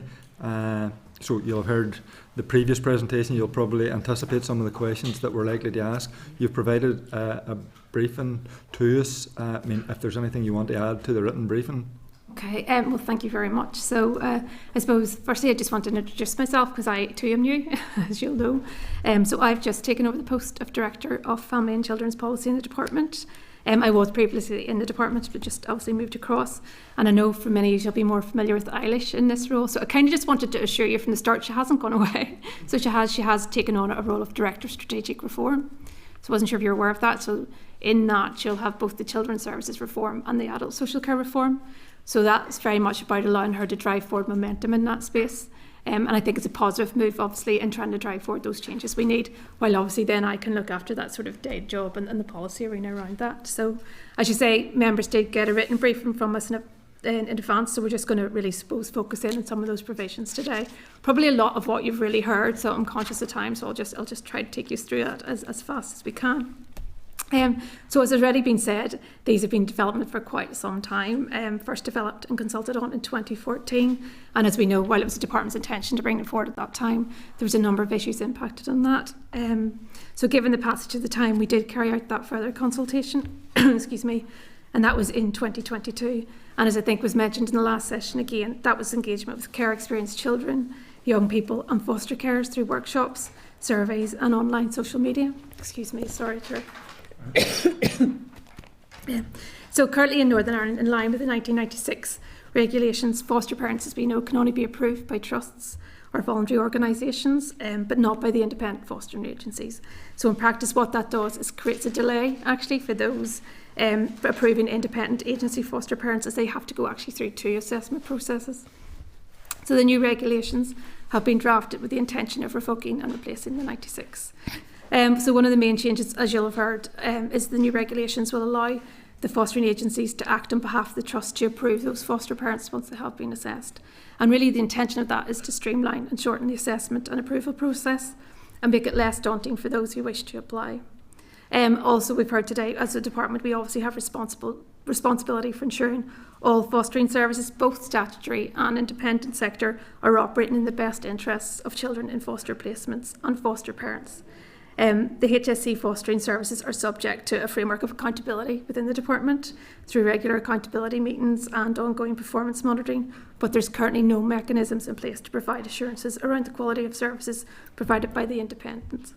So it's intended again that these regulations will address that by bringing the fostering agencies within the scope, as we've heard, of inspection and regulation by RQIA. Sorry, Chair, I don't know what's wrong with my voice today. So the regulations provide the independent agencies with a clear legislative basis, as we've heard, for their services, and sets out that requirements for that registration with RQIA. The department actually doesn't have the powers to require the registration of HSC trust fostering services with RQIA. However, when we've looked, many of the requirements for registration mirror the current arrangements in place with trusts. I suppose just to summarise, trusts will continue, as we know, to provide statutory fostering services alongside the independent fostering agencies, including the placement of children and the monitoring and review of those placements. These regulations, and I know there's a lot of discussion about that, will place specific duties on trusts in relation to health and education of children, as well as in relation to support, training and information to be provided to foster parents. They will provide the clearer framework for foster parent assessments carried out by the trusts and the independent agencies. And again, as you've been already discussing, that will details of what has to be considered as part of that process, the notification of approval and reviews, and that applies to all services. Just to touch on a few things, the regulations were subject to consultation, and we have made amendments, and actually I suppose that has been reflected. We were just looking to give you some examples. So, you know, in terms of that feedback we got, there was amendments around previous language that was used in the previous iterations around restraint and discipline. So we've changed that to really reflect positive behaviour management techniques. And obviously that inclusion of the responsible authority to promote wellbeing alongside health and development. And I think one of the other things we've also done is put in addition of timescales, so setting in very clearly the timescale within which providers should notify prospective parents of their approval or not. And we think all of the changes and all of the feedback we've had through that consultation has really helped to make the regulations more robust and more fit for purpose than they were originally. And again, the other aspect that I wanted to mention, but it's been touched on quite a lot, was the standards that we have been developing. So they're the standards that RQIA will use in inspection of fostering agencies, but also in any assessments of the quality of services provided by trusts. So as what we were saying, they will be held to the same set of standards to bring that consistency right across all fostering services.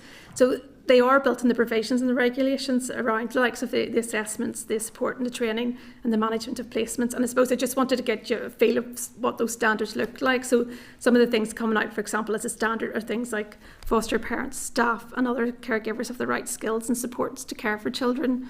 And that obviously children and foster parents are meaningfully involved. There's a whole set of sub-standards sitting below that, but I just wanted to give you a feel of the kind of standards that we have in that. They are being developed by a working group, which you've had members of here today, as I said, so it's quite a wide member group and includes those with experience of foster care as well. So I think it's very important for us today that it's the regulations and the standards together, but which will bring the improvements for children in foster placements and those who care for them. As I say, they'll impact right across all areas of fostering services, from assessment to approval to support training and to planning at the end of a foster placement.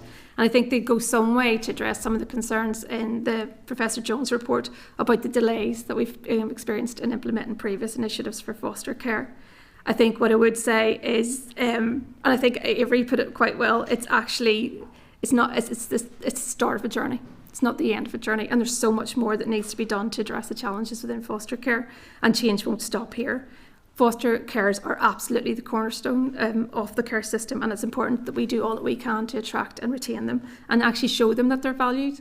So there's a lot of work, as you know, being taken forward within the reform at the minute, but I suppose going to that point, the regulations and the standards do form a piece of that puzzle, and I think it's an important step forward today. So I'm just trying to rush through because I'm conscious of your time today. As I said, a lot of what was said in the previous session was really what we were going to set out here today.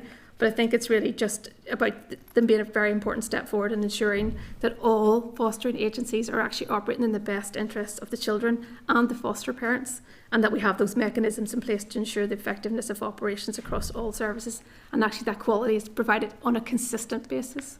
So Chair, it was really just, again, quick overview, and obviously we're happy to answer any questions. Absolutely, thank you. And I mean, your written submission was thorough, so I mean, you heard the presentation before in the independent foster care sector are genuine, I'm not going to put words in their mouth, but genuinely content with the regulations, and certainly they're happy to see it. So I'm going to focus a couple of questions just on cost and resource. So, I mean, you will have heard earlier some of the questions that we were asking in relation to cost implication. I mean, you have said in your attachment that, or you've outlined that there's no financial implications arising from these regulations, but you know, we had a bit of a conversation earlier about part 4.17.2c exact, which is stating that each child should be provided with individual support, aids, equipment that that child may require, and any particular health needs or disability. So we asked the question, and I'm just not sure that there's at the minute adequate resources. So I suppose my question is, will adequate resources follow to ensure that that regulation can be carried out as designed? Yeah, I suppose, you know, you're more versed in the actual financial challenges we do face across the department at the minute and across health and social care in general. In terms of the regulations and in terms of those kind of duties that are placed, they are absolutely the right thing to do. I suppose it's up to us now in terms of moving that forward and the implementation to work right across the providers in that. Can I tell you today there's a package of money going alongside this? I can't, but I can tell you obviously that what we'll do in terms of implementation is obviously work right across the system and continue to advocate. And I know there's work going on, as I say, in the fostering work stream as well, very much about looking at fostering, looking at the kind of financial supports in that. So it's something that we are connected into. I know Stephanie actually sits in that. As I said, I've just come in to post it's something that I need to connect into, but I can't sit here today and obviously say there's an underpinning implementation package. This is the right thing to do. Obviously, it is absolutely right that those supports have to be in place for those children, and I suppose it's just up to us now to work with our providers in terms of making that happen. And you'll understand the concern. I do, absolutely. You know, you're putting a big ask in there that you have to... If it's the right thing to do, it obviously needs to be, because I know the budget has been debated in the Assembly next week. So, I mean, was there any requests made? Was there any asks made? Is there nothing included in the budget additionally for this particular set of regulations? I'll have to defer, as I say. So, do you know if there's any ask made? There wasn't a particular ask in terms of the regulations. I suppose what I would say in terms of the health needs and the care needs of the child, as specified in Regulation 17, there would be an expectation at the moment that those needs are being met. Now, whether they are or whether they aren't is another matter. But I suppose and we just wanted to be clear in the regulations that is our expectation, and clarify that what should be happening now anyway is very clearly expected for foster children in particular. It's not that it's a new requirement being placed on them. I suppose it's clarifying the existing requirement.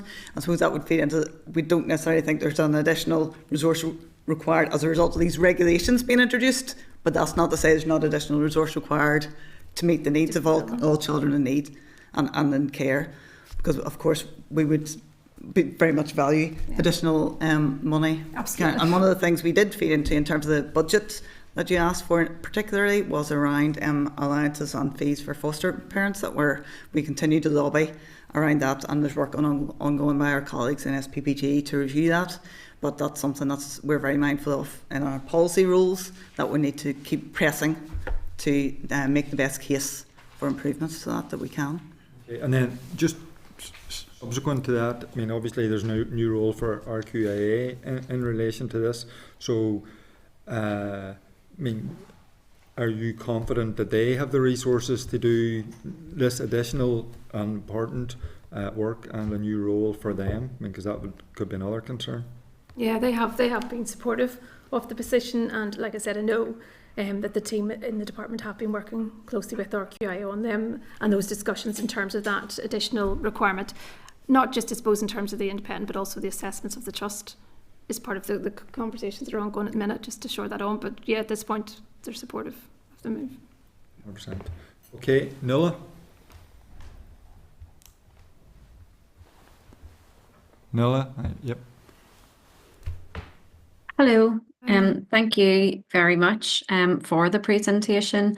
Just, I think this is our first time in this capacity that we've met since you've taken over the role, Martina, so you're very welcome to the Health Committee. The reform of children's social services is something that I'm very passionate about, and it's something that this committee as well has been taking quite a great focus on since the Assembly was restored. So we'll look forward to having you here on an ongoing basis. I have a question specifically actually in something that wasn't touched on but is in your briefing, and if I just draw it to page I think it's 64 in our pack, and it's Regulation 3, subsection 5, and it says that the further requirement has been introduced that independent fostering agencies can only operate on a not-for-profit basis, and that's arising from the recommendation from Ray Jones of no privatisation of children's social care, and I very much welcome that. I think that is a great move forward that's set down in regulations. I just wanted to ask if that is to be expanded. We've asked the Health Minister before but not had an answer. If that is to be expanded with regards to all of children's homes as well. I'd have to come back, not that I'm aware of, Nuala, but as I said, I'm literally just in. So I was aware obviously of Ray Jones' recommendation. As you say, it's great to see that in these regulations in terms of the fostering agencies, but I'll need to come back on that. Yeah, has it been discussed? Like, has it been a topic? You know, has it actually been a topic? Something that has been prioritised, saying, look, we really do need to get this sorted. Like, is it being a focus within the reform programme itself? Yeah. It has. Obviously, it's a very low number at the moment. Our private providers of residential care, and amongst that would include not-for-profits and private. Profit-making organisations in our independent sector, and that makes up, say, a very small proportion. We are mindful that there are others who would wish to come into our sector here in Northern Ireland and make efforts around that, but I suppose in the reform programme and I sit on the residential work stream of that, we're very clear that our focus is on increasing capacity within our statutory services. And that's absolutely where it should sit. I wonder if we just at the next update, if we could have a specific update on that, because it's great to be able to go out and welcome the fact that this regulation is now contained within this element of foster care agencies, but it would be good to say the same for residential children's homes too. My other question is around what you had said previously around the health and care needs of the child. What about cross-departmental working? In this sense, my previous questions you were listening were just regarding the individual needs of each child, and it, you know, around, for example, if we have a LAC review, we have people from education and health there in the room, but a lot of the time it's from the school. Someone representative of the school rather than the education authority, who, you know, would be able to carry out more work or who do educational assessments in particular for SEND needs. But what cross-departmental working has there been done with regards to that Regulation 17, just to actually assess what the capacity is with regards to the resources? Because data is very important. You know, are we actually meeting the individual current plan needs of the children? I need to go back and check now.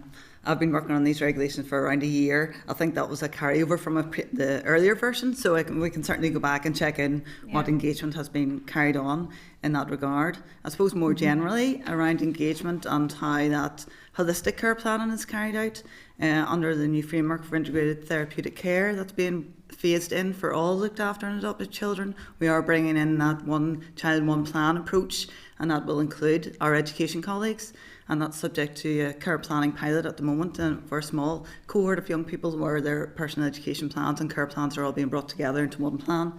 So we're trying to work together so it's all held together in one place. That's what we're aiming for longer term. It's going to take a while to get there, but that work has started. And I that's think what it we does went need to for. see, yeah, it does need to see the benefits. You know, a young child who's been placed in foster care already has trauma related to just that, you know, that event in and of itself. So then, therefore, to be waiting longer if they need to get a SEN assessment, if they are waiting even longer for CAMS help, it, you know, as if they have enough to deal with that.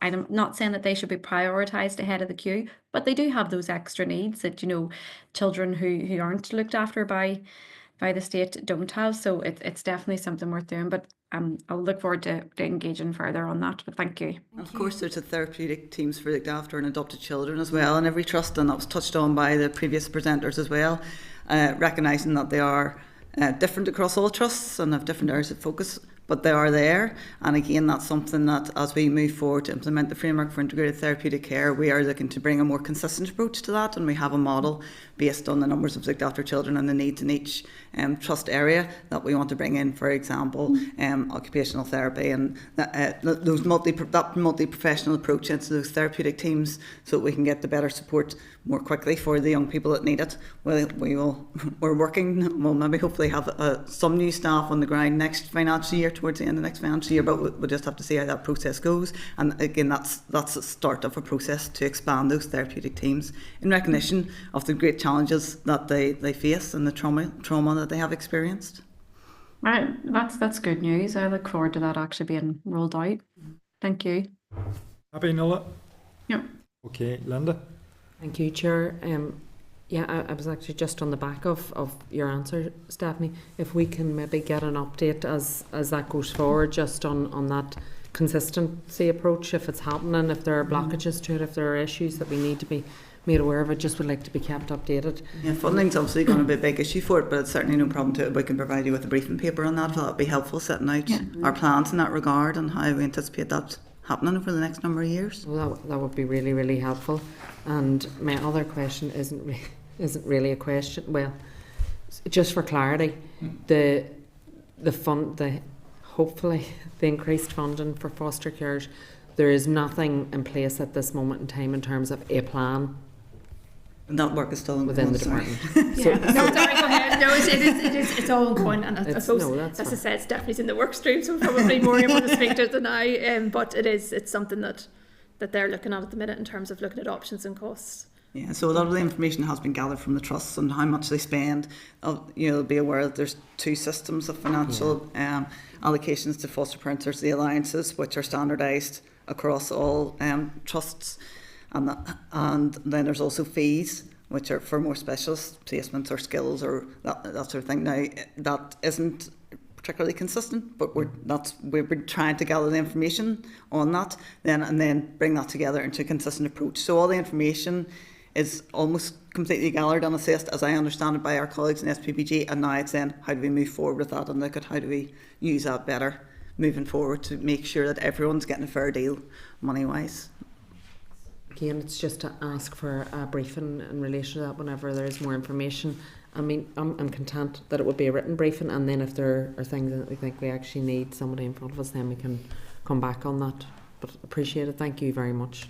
Thanks. Danny? Thank you, Chair. Yes, you'll have heard, just to follow on from Linda's point, you'll have heard from the previous presentation the need for to resolve remuneration.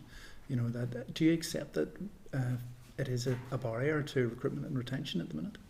Yeah, no, I think there's an absolute recognition in terms of it being a barrier and a need for it to obviously to have that sort of review and make that more consistent and invest in our foster carers. As we say, we know they are the cornerstone. I suppose, again, it's part of the work stream, costing out options and then working through the budget implications, but there's an acceptance, absolutely.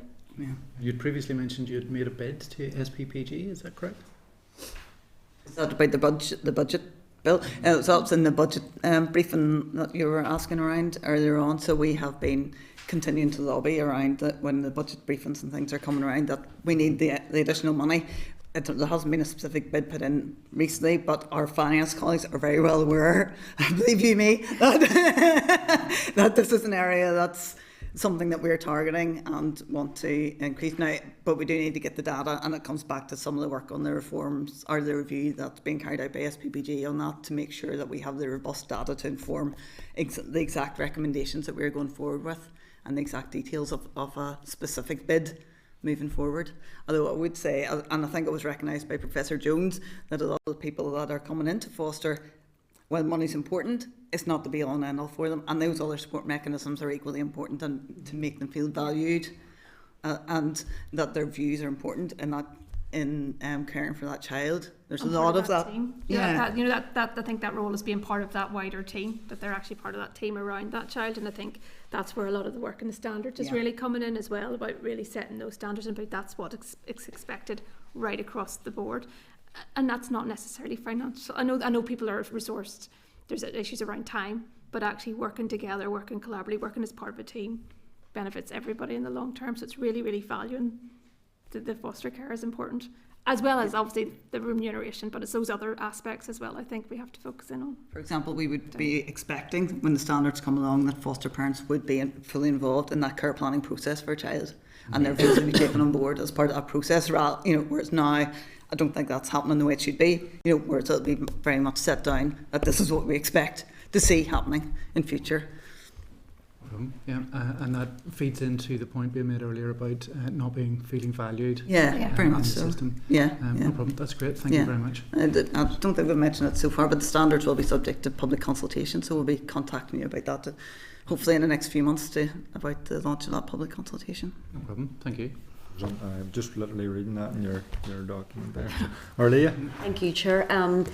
So just to go back on the previous question I had asked, the fostering network, just around if you have any plans for reviewing the effectiveness of the regulations, if any of that's been discussed. And then my second question is around, so with the new powers that are being granted to the RQIA in terms of the registration process and the inspections, one of the last briefings we had with the RQIA, they were talking about obviously constraints in terms of their own budgets and staff, and it was just to ask if you have had any conversations with the RQIA in terms of, are you confident that they will have the capacity to deliver, timely, high quality inspections? Yeah, I suppose in terms of review, that's something we are going to have to look at. And as I said, that work is ongoing at the minute in terms of the standards as well. And that's going to play an equally important part in this, the regulations and then sort of the support and standards. So I think it's something that we will need to work with all of the stakeholders. And I'm very much in that space. And you'll know probably from my previous job, it's all about collaboration, partnership. And that's kind of the same ethos that I'll be bringing to this. So we will need to obviously look, and we will have opportunities, I think, in terms of the Adoption Act, for making amendments at a later point, through some of the mechanisms with that. But it'll be, there's the regulations, but the standards as well. And actually, once we consult on those and put them out, then how we put in a mechanism for review. But it's something I think we'll be doing on a collaborative basis. That's absolutely. Good. In terms of actually the work, as you've heard, like I said, I'm new to this, but even from me listening here today and actually hearing about the work that's ongoing, the standards and the way that approach has been taken by Stephanie, and that has been great to see. And you can see that visibly here today, where people have felt that actually the part of that, and that's really important. So the Adoption Children Act will give us powers to make regulations around fostering panels. So that might be an opportunity then if there's anything else that we want to bring in. They'll also bring in an independent review mechanism, so more of an appeals process. So, but unfortunately they're linked to other provisions that have got slightly more blocked, so we can't bring them in just yet. But that's the next step. So if there's anything then that has raised a challenge in these regulations, there'll be an opportunity to amend it at that stage. Yeah, and in terms of RQI, those conversations you have been progressing some and early continue. Ones. And we have more planned actually in the diary. We're going to meet with RQA very soon, so to explore those more fully. But as I said, generally supportive, but like I said, I suppose the conversations over the next few months now as we go to implement, but I haven't flagged of anything yet, but like I said, we always stay alert to that. When the committee, I'm sure any future interactions we have with the RQIA, then this is another issue that we'll be raising and discussing with them in terms of their work and inspections and stuff, to see how it's all going. So, but best of luck with it all. Thank you. No other member has indicated. So I'm just going to pick up on something that Diane mentioned previously. You will have heard the conversations about the importance of getting the guidelines right so that they align properly, and also in terms of sort of how it's rolled out. So we have these regulations. So can you maybe give us the time frames and the template of what we can expect and when? Yeah. Do you want to pick up? Stephanie's leading this work now. And again, going to Diane's point, our intention is actually to time this so they go together. But I'll let her, she's leading this work. Yeah, so we've talked today about how fundamental the standards are for registration and inspection of independent fostering agencies. So that means that the standards have to come at the same time as these regulations. We wouldn't think it would be in any way fair to expect an independent fostering agency to register against something that wasn't finalised yet. So we do intend to bring them together. Now you'll notice in terms of the provisions around bringing the regulations into operation that there's a 6-month lead-in period mentioned, so, and that's 6 months after they come into operation. So the intention is to make them fairly soon. I need to tie up a little bit with some of our colleagues on the fees and inspections regulations around that need to support these. But within a couple of months, certainly, hopefully by the start of the next financial year, we'll have these made and coming into operation, and then there's 6 months, by which time all the independents have to be registered and the standards will be in place. So, but I'm just aware the clock is ticking and that we need to do a public consultation on the standards in that time. So I don't want to start that clock ticking until we're ready to go, because I don't want to put unrealistic expectations on independent fostering agencies until everything else is ready and in place. The clear intention is alignment. So it's not about putting the regulations and then coming along later. It's about, I suppose what we need to do actually now coming off the back of today, and obviously some of the outstanding work, though I think, as I said, the standards are pretty much in draft, some probably minor, maybe corrections coming back, but it's actually setting the timeline now so we can deliver that together. Jan actually has indicated now, so if she'll want to come in probably on that subject. Can broadcast and bring it to you. Yeah, thank you very much, Chair. I really appreciate that. I thought I had raised my hand, but obviously I hadn't. So the standards and the timeline, as the Chair pointed out, is really, really important, because we waited a long time for these regulations. We've heard the importance of the regulatory framework to fostering as a whole. So it's really important that we get the standards and we don't get into another time lag that has happened before. So that's point number one. Number two, does this mean, and I asked this before, does the new regulations and the standards and guidelines, does this mean that every child will have the same experience of when if they become a looked after child in Northern Ireland across all 5 trusts? Because we know that not every foster parent has the same experience. So does it mean that every foster parent will have the same experience? So while there's standardised fees, there's different additional add-ons in different trusts, and there's different supports in different trusts, as far as I understand it.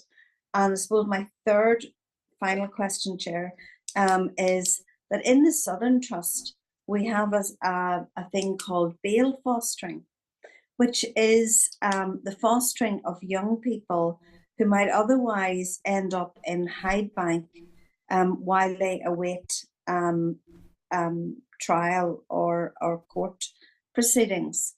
I think that these are extraordinary people who do this, and probably will give children an opportunity in life, or not children, young people, an opportunity in life that they may not have had. I think it's just an extraordinary thing to do.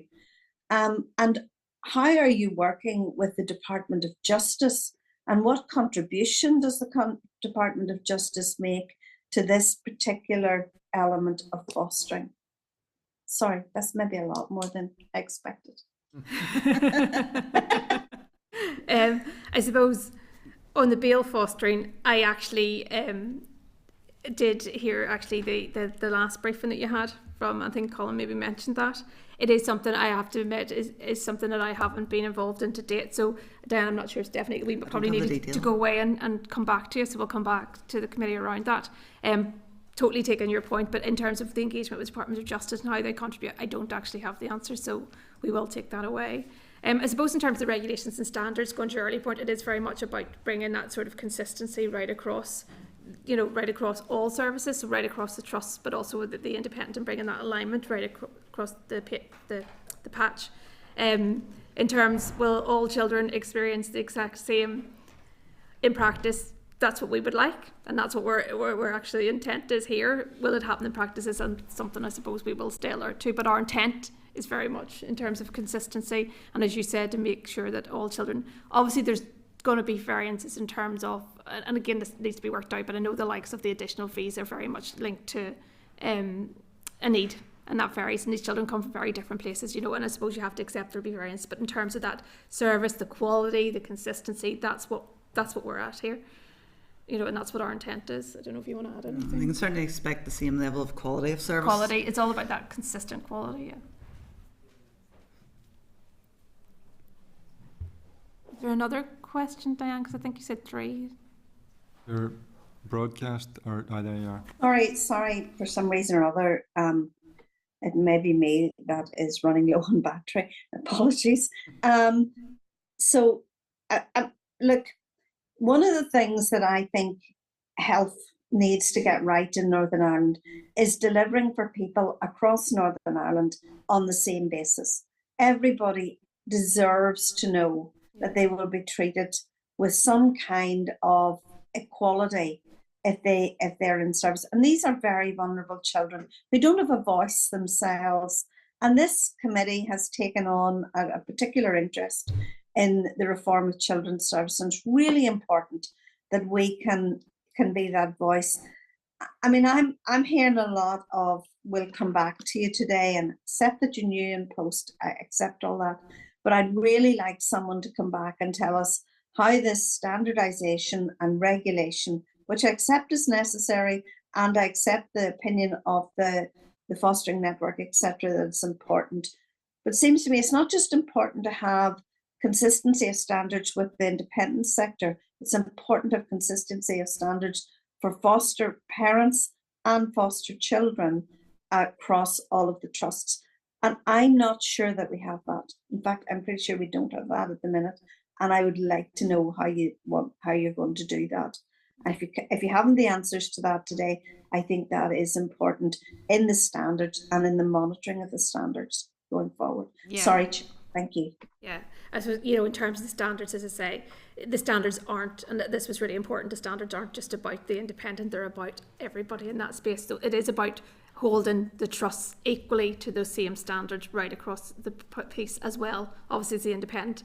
But yes, and apologies, I do accept I probably said quite a lot. I'll come back to you today around some of those questions being posed, but absolutely we will come back on anything that we haven't picked up. But like I said, the intent of the standards is right across all fostering services. And as you say, not just for those children in foster placements, but for the foster parents as well, that they're getting that consistency in terms of the support, the training, the information, and that point that was made earlier about how they're valued within that system, and that's consistently applied.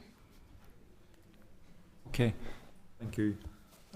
No other member has indicated. So, Martina, Stephanie, do really appreciate you coming before us and taking our questions. Thank you very much. Thank you.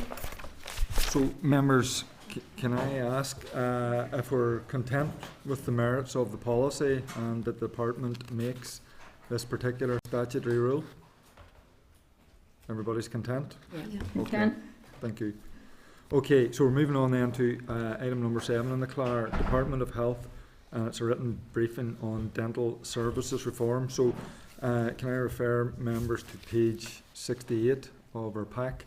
And the committee had requested the department provide regular updates on dental contract reform. So the department has advised of a mistake in the brief, and at the end of second paragraph it should read that the cost of service review will be completed in 25-26, not 24-25 as they have been.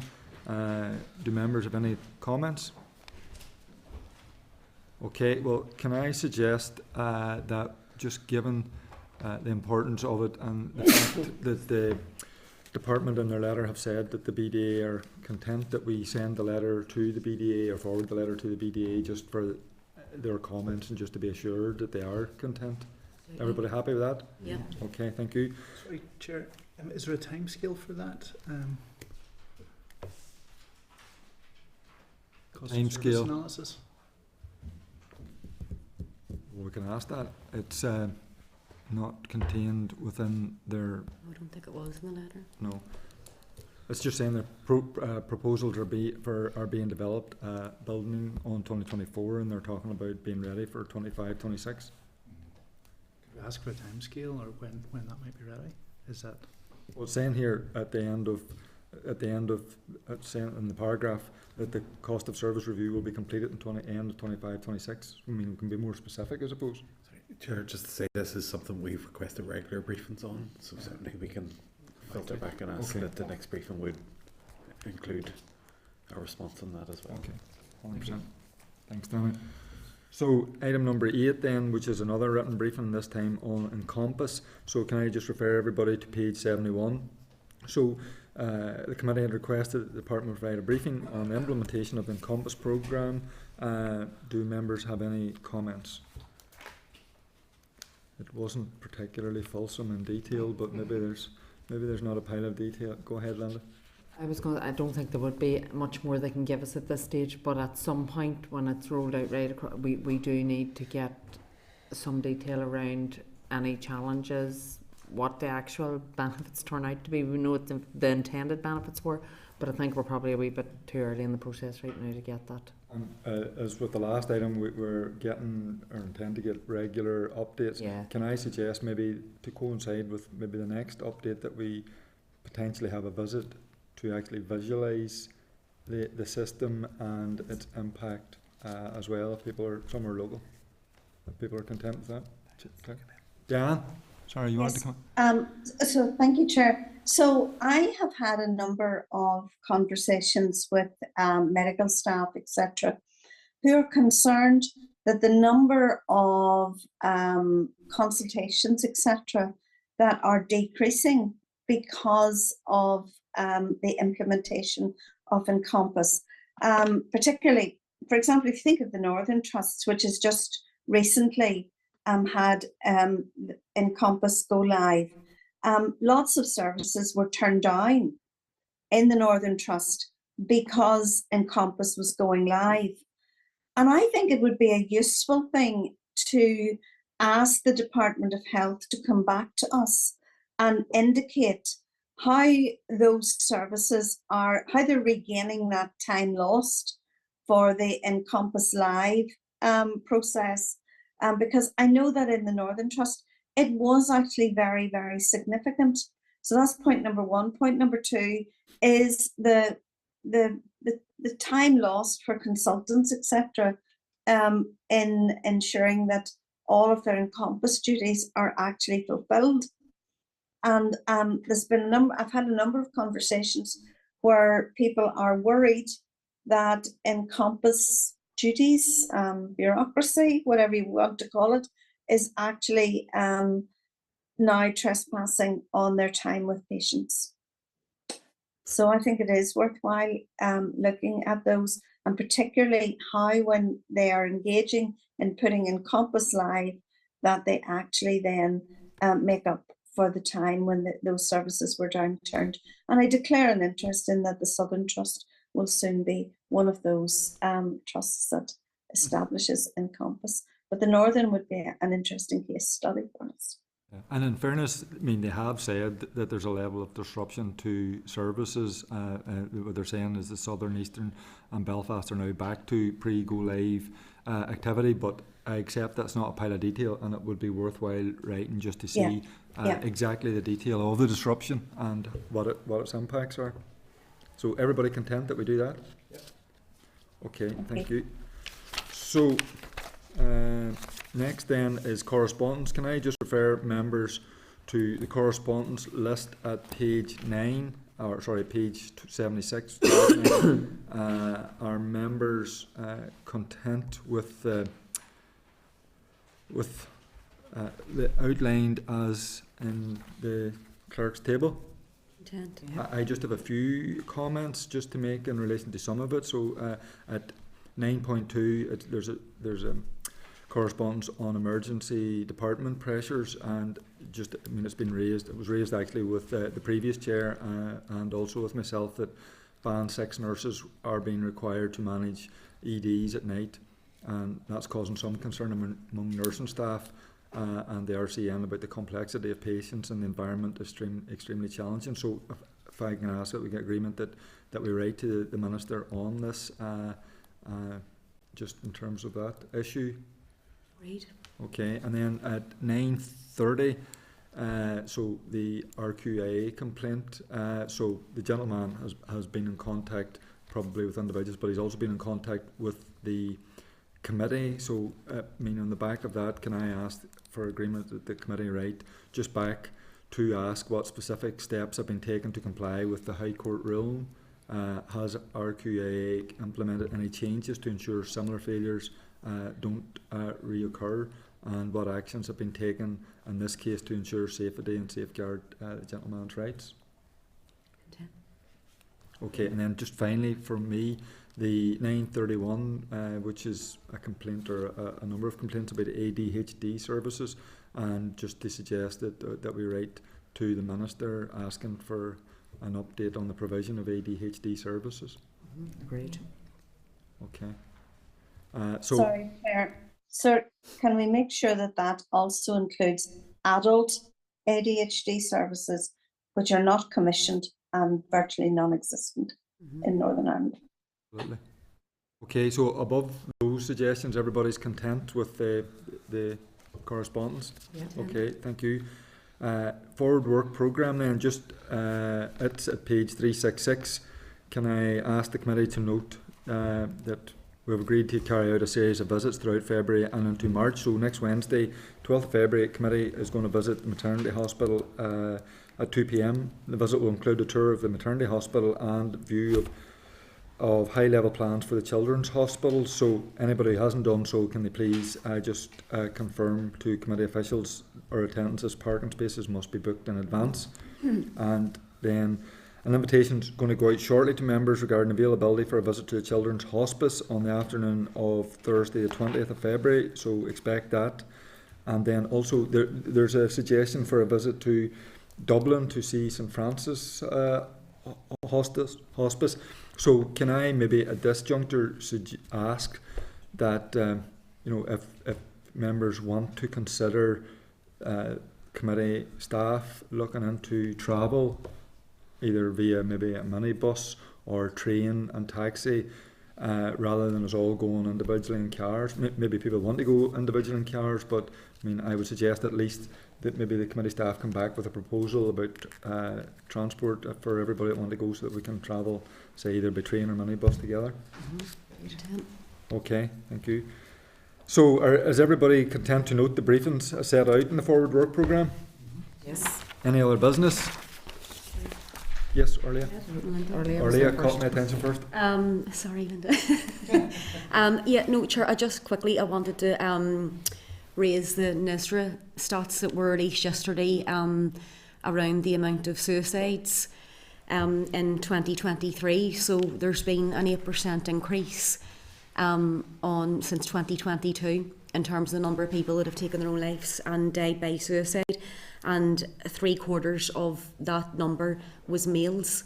So I'm obviously just really concerned, and I think that if we could, with agreement of the committee, if we could write to the Minister, maybe just to get his response in terms of these number of deaths, and just even a sense of the department's response around the success or the failure of Protect Life 2. I know that the suicide prevention strategy, it's now going to be extended by 3 years, and I think it's important to find out what measures can be put in place to actually try and target the people that are most in need.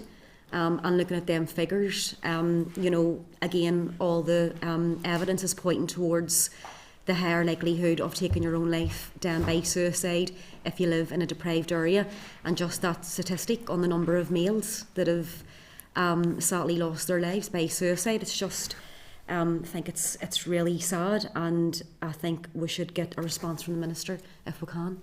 Yeah. I obviously totally agree with everything you said. I've received a number of correspondences from yesterday on the back of that. So at some point, I think the committee should do more than what you're suggesting, just in terms of that. But I absolutely agree. I mean, I unfortunately had to attend a funeral on Sunday, a young fella who unfortunately took his life through suicide. So it's absolutely tragic, and we do need to do something to address the issue. So if everybody's content with Orlea's suggestion, yep, okay, thank you, Linda. Just Chair, in relation to the death of Katie Simpson, the Minister of Justice intends to do a review. She hasn't set out the terms of reference yet, but I would like us to write to the Minister, to the Health Minister, to ask if he has had any conversations with the Justice Minister around that review, including the Health Department, because there are a number of concerns raised around maybe attendances at A&E, and quite a significant number of attendances of A&E. So there may have been failures that go much wider than just our justice bodies and their different hands there. So, I mean, there's a number of different agencies. The Minister has confirmed that there'll be a number of different agencies included in the terms of reference. I just don't know if that includes departments. I don't know if that includes health, and I would like to know if there's any conversation around that. Okay, thank you. If everybody's agreed, we can write to the Minister and seek clarification on that. Okay. Happy enough. Okay, next time, date and place of next meeting. So meetings next Thursday, 13th, 2 p.m. in room 29, sorry. Okay, thank you very much. Meeting adjourned. They'll turn up the wrong room.